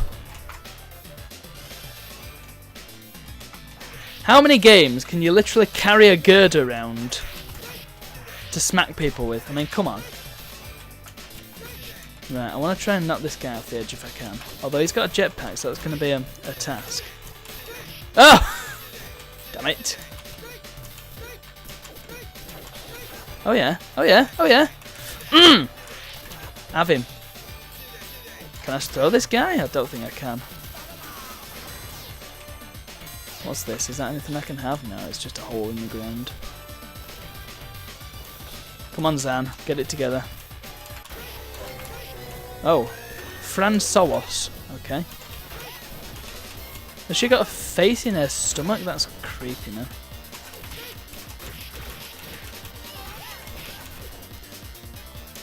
I'm still confused. I'm pretty sure these girls have 3 legs. Ah! Oh, the classic Irem explosions. Very beautiful explosions. Oh, okay. For some reason the... oh, I thought I had a game over, so Matt's back with a vengeance. I mean, he's also very hard to control. Say that he is the player 2 character. What is it? Oh! Can we hit each other? Can I hit him? I can! Wow, okay, that's going to make for a great multiplayer experience, isn't it? Well, it makes it easier to take him out, at least. Stop crying, would you? Stop weird. Look, you hit me first. You and your 3-legged ladies. Let's see how far we can get with Matt. No, not very far at all. His controls are set really weirdly, I don't get it.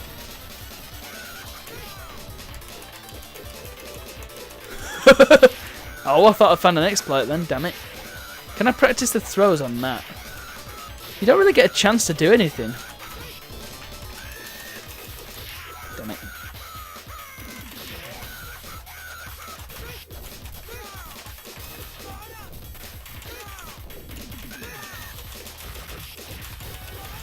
Beautiful.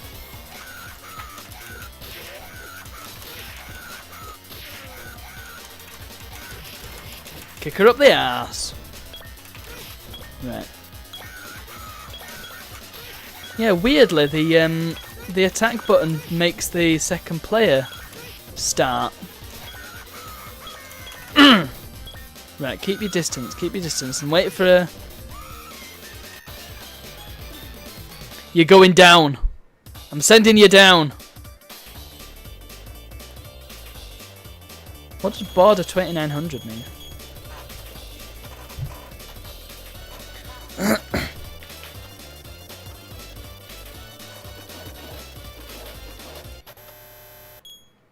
Oh, he doesn't look very happy, does he? He looks like he's crying, poor guy. Oof, dear. Oh, we're back on the beach. That's good. Ah!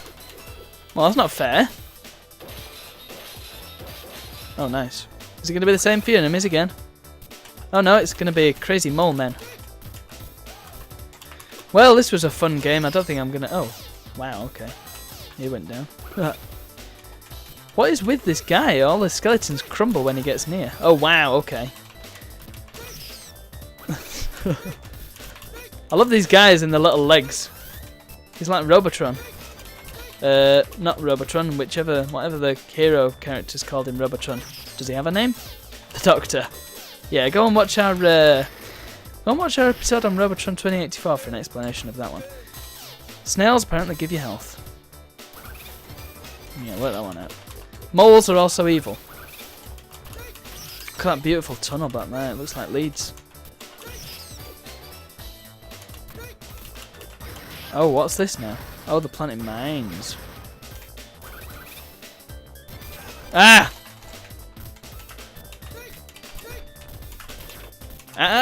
Badness. No.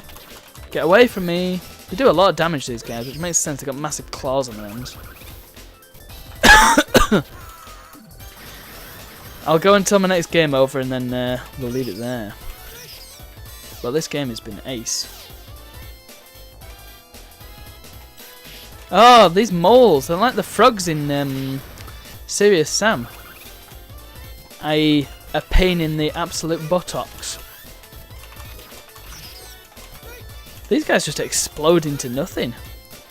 Have these guys got more health by any chance?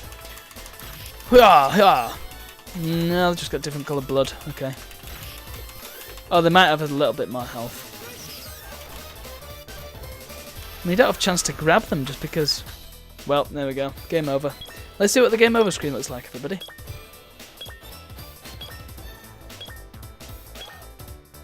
Those guys are butch. Scary. Wonder if anybody's ever cosplayed one of those guys. Look at the little legs. Is there a game over screen?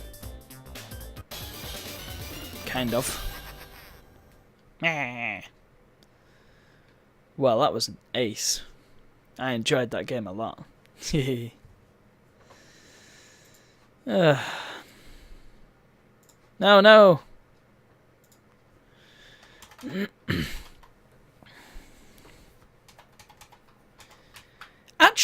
Actually, just to end on, I think I'm going to exercise a a brand new right that we as internet content creators have been given. I don't think there's a better term for it than that. I refuse to use the term influencers because that's dumb. Oh, let's not worry about updating that. That's fine.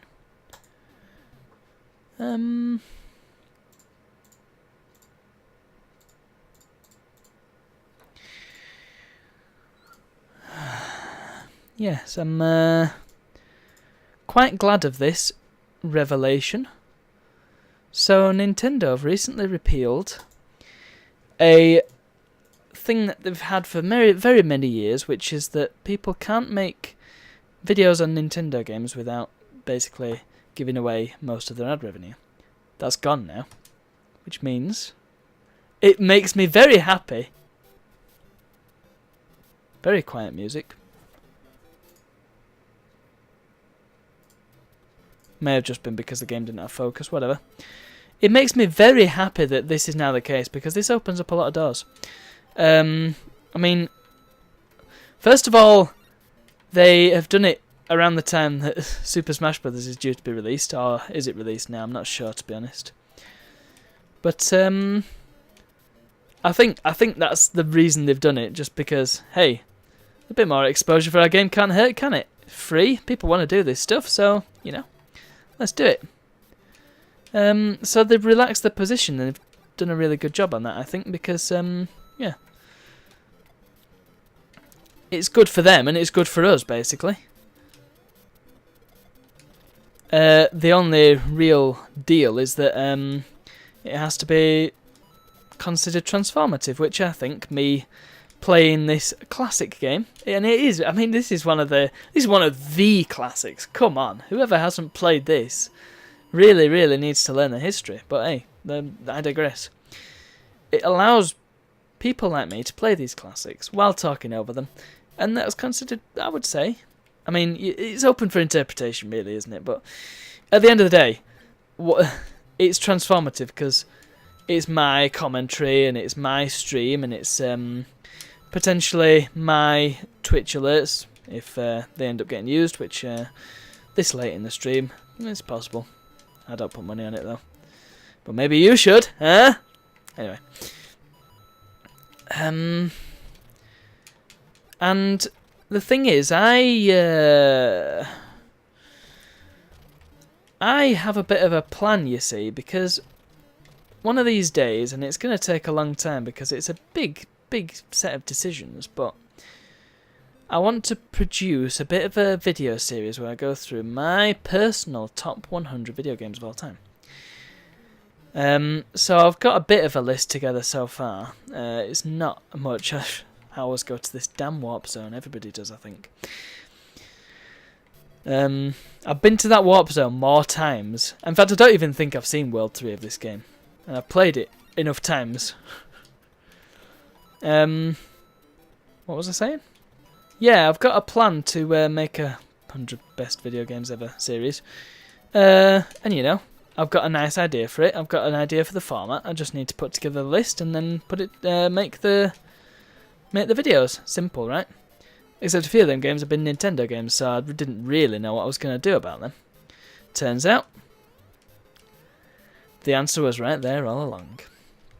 So that makes me very happy indeed.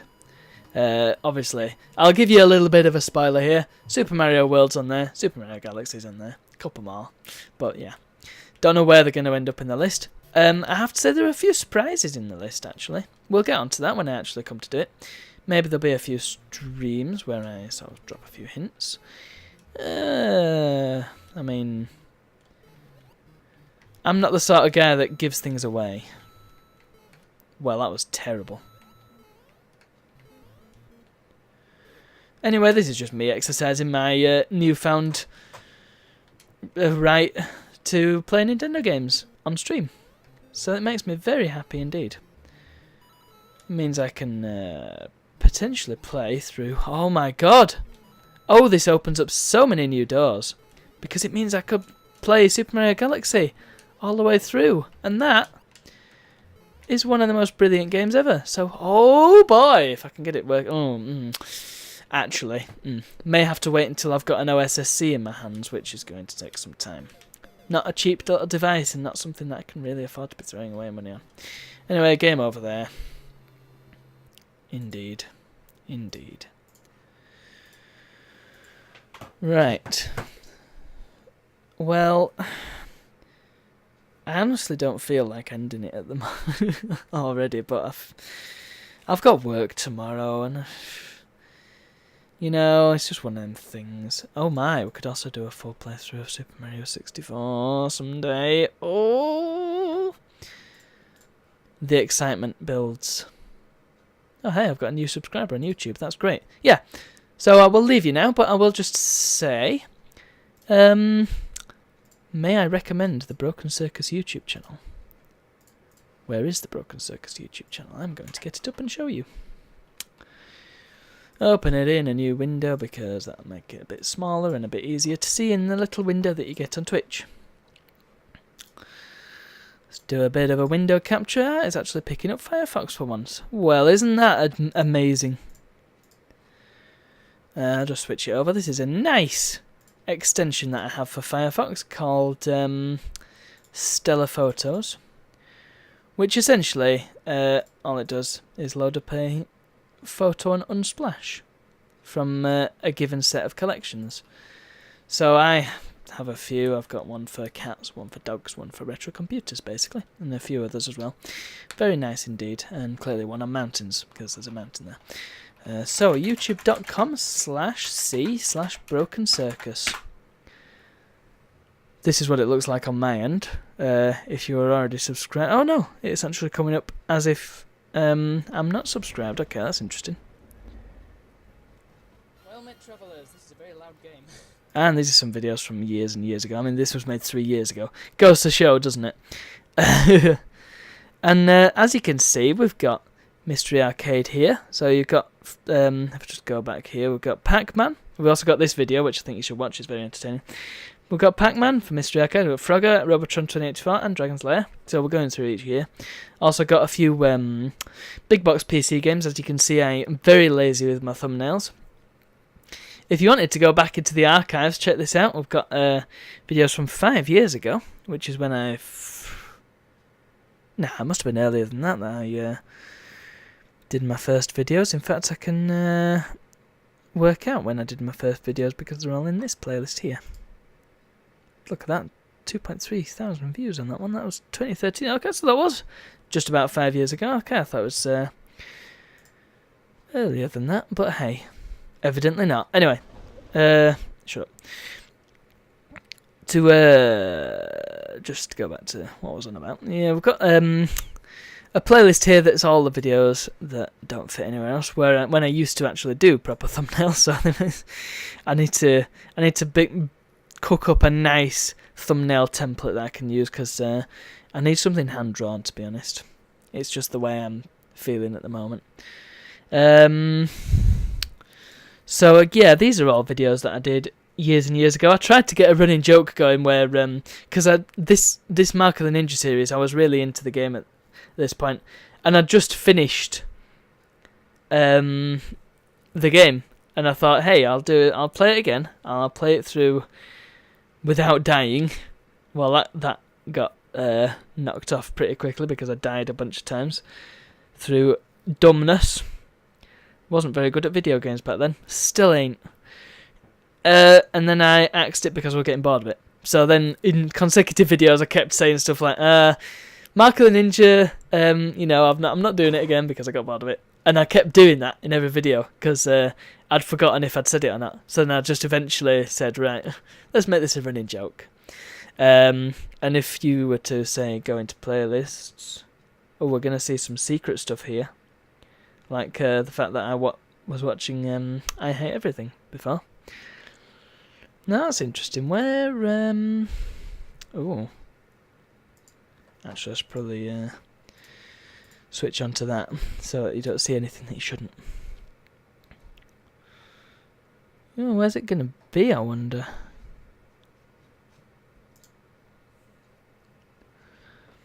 I've actually forgotten what I was looking for. What was I on about?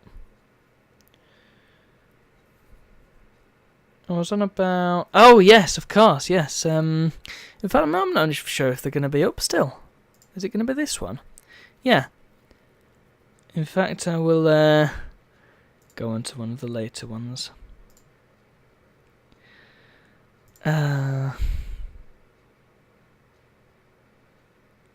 Is this the right one? Oh, yeah, this is brilliant, this.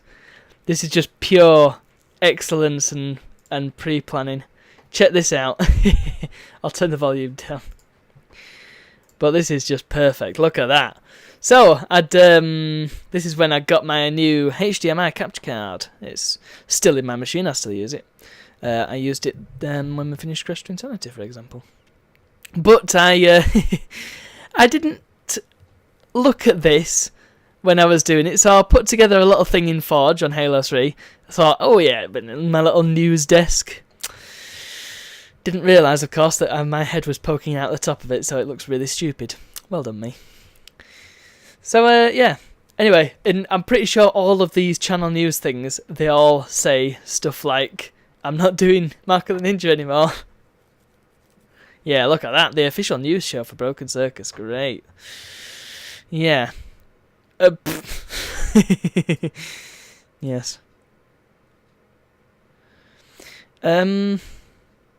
Oh boy, there's a new JonTron out. Great, I'm going to watch that. I might watch that before bed. Anyway, that's Broken Circus, so do check it out. There's 5 years worth of videos to check out, so you can go back and dip it back into the archives and see just how much this crazy channel's changed. Back when we used to do DOS games. There's a funny thing about some of these early videos, actually. I think Megapede, I think that's an example of it. So obviously you can see that there's cropped edges for whatever reason, but... Oh no! Megapede's an example of a different issue I had where... Oh, what had happened? I was using my ancient old headset, which my brother now uses to put on his head. The microphone stopped working on that about a year after I got it, which is brilliant. And yeah, on this video there was massive interference on the mic to the extent that I'd recorded separate game footage, but I couldn't use it because the game footage was actually there on the microphone. This isn't loading, is it? Because it's not playing? YouTube, man, it's weird. Yeah, there you look. The Gamecast sound is actually interference from the audio output, which is why it sounds so tinny. Yeah, because this guy was saying it was really loud. Yeah, indeed. Where's one? Ah, oh yeah, Space Invaders, that's a good example of it. I mean, this is a good example of just crap video anyway. I really, really want to go back to this, but just look at this lot. Look at that flickering, man. I will just put a bit of volume on there so it's not completely silent. But yeah, check out that flickering, isn't it beautiful? To this day, I've no idea why that happened, but let's just get into some gameplay. Little ship, my tank at the bottom. You can't really see it very well. I'll just turn myself off because I don't want two people talking at once. But there's some weird issue with the lines. You can see it on the shield there, and that only happened on export. It didn't happen during the editing phase. And this was with Lightworks, and I still have issues with Lightworks. It's a dodgy editor. It's not bad because I keep using it, but it's dodgy. I mean, I only use it because nothing else works properly. I mean, DaVinci Resolve. I want to use DaVinci Resolve. My computer's just not powerful enough to do it. Oh, come on. What kind of gameplay is this? This is dreadful. Oh, look at him. Flipping hell.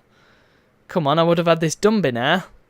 Chuff me. Get on with it. Oh, dear, oh, dear. Get that damn UFO, would you? Oh, this is just... Oh, Jesus. Yeah, I need to go back to Space Invaders. But yeah, look at this guy. What's up with that intro?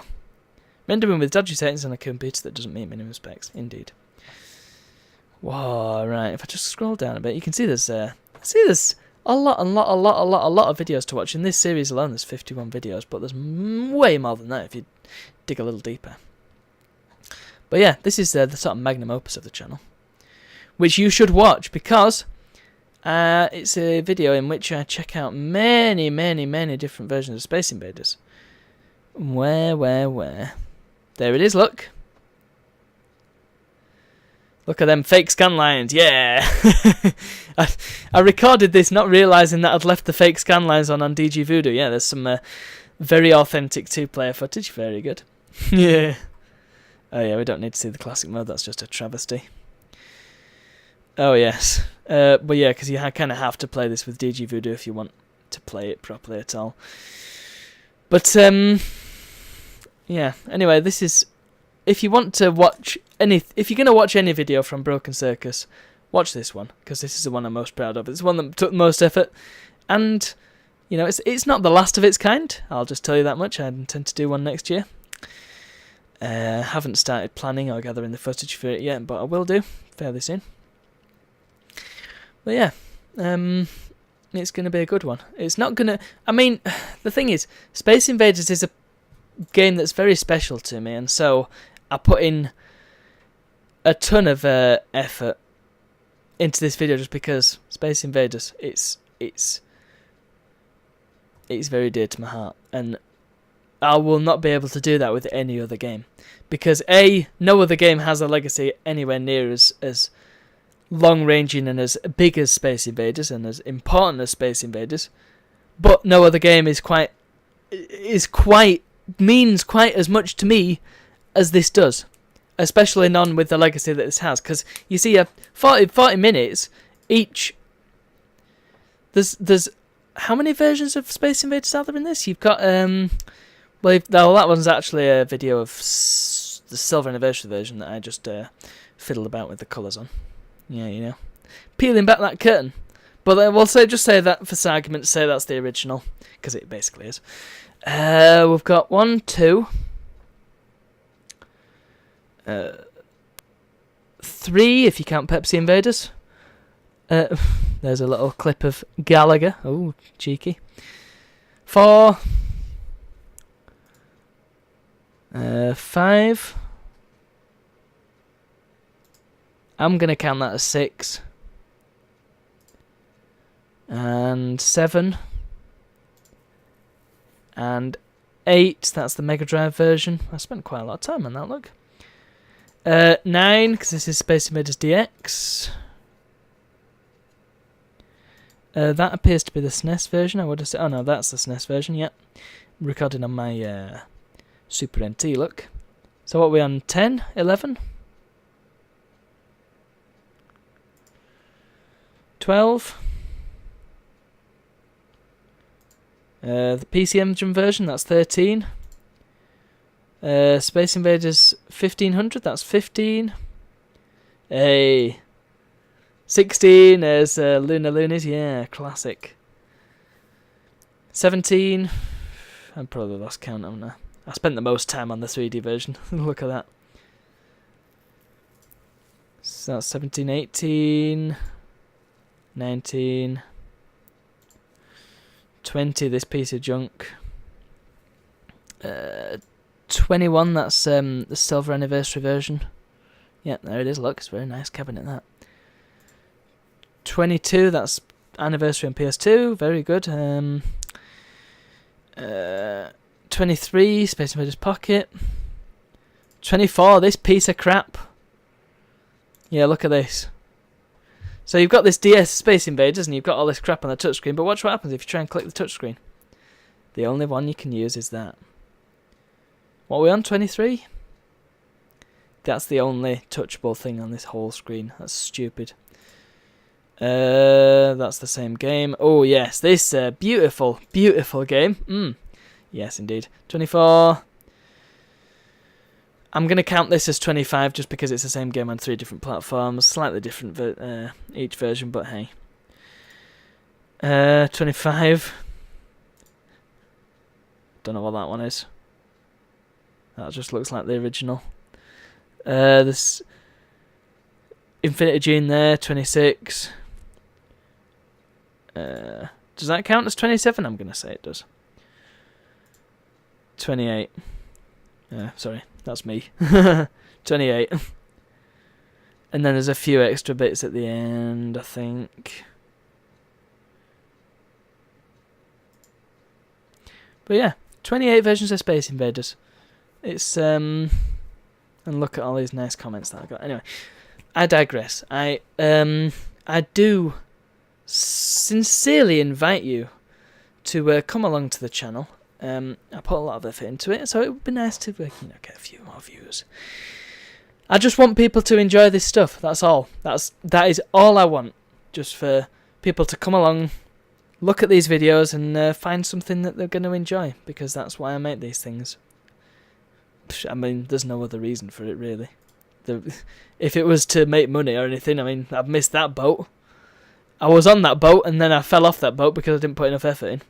Hey, what can you do? Oh no, sorry, I probably just slightly missed that boat, to be fair, but anyway.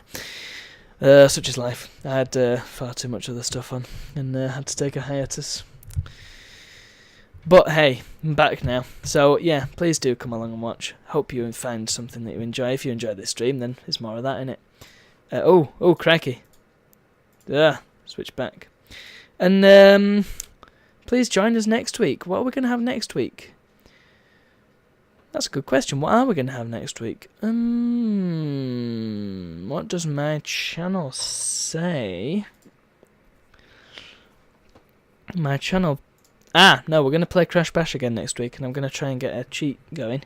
And if we finish that, we'll probably will, because I'm going to just whip through all the games and say, this is cool. We're going to start on Team Buddies.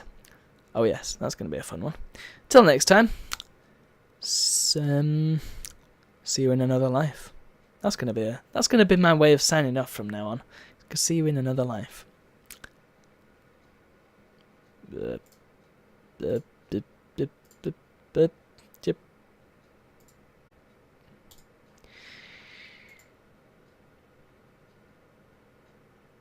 Tunes time.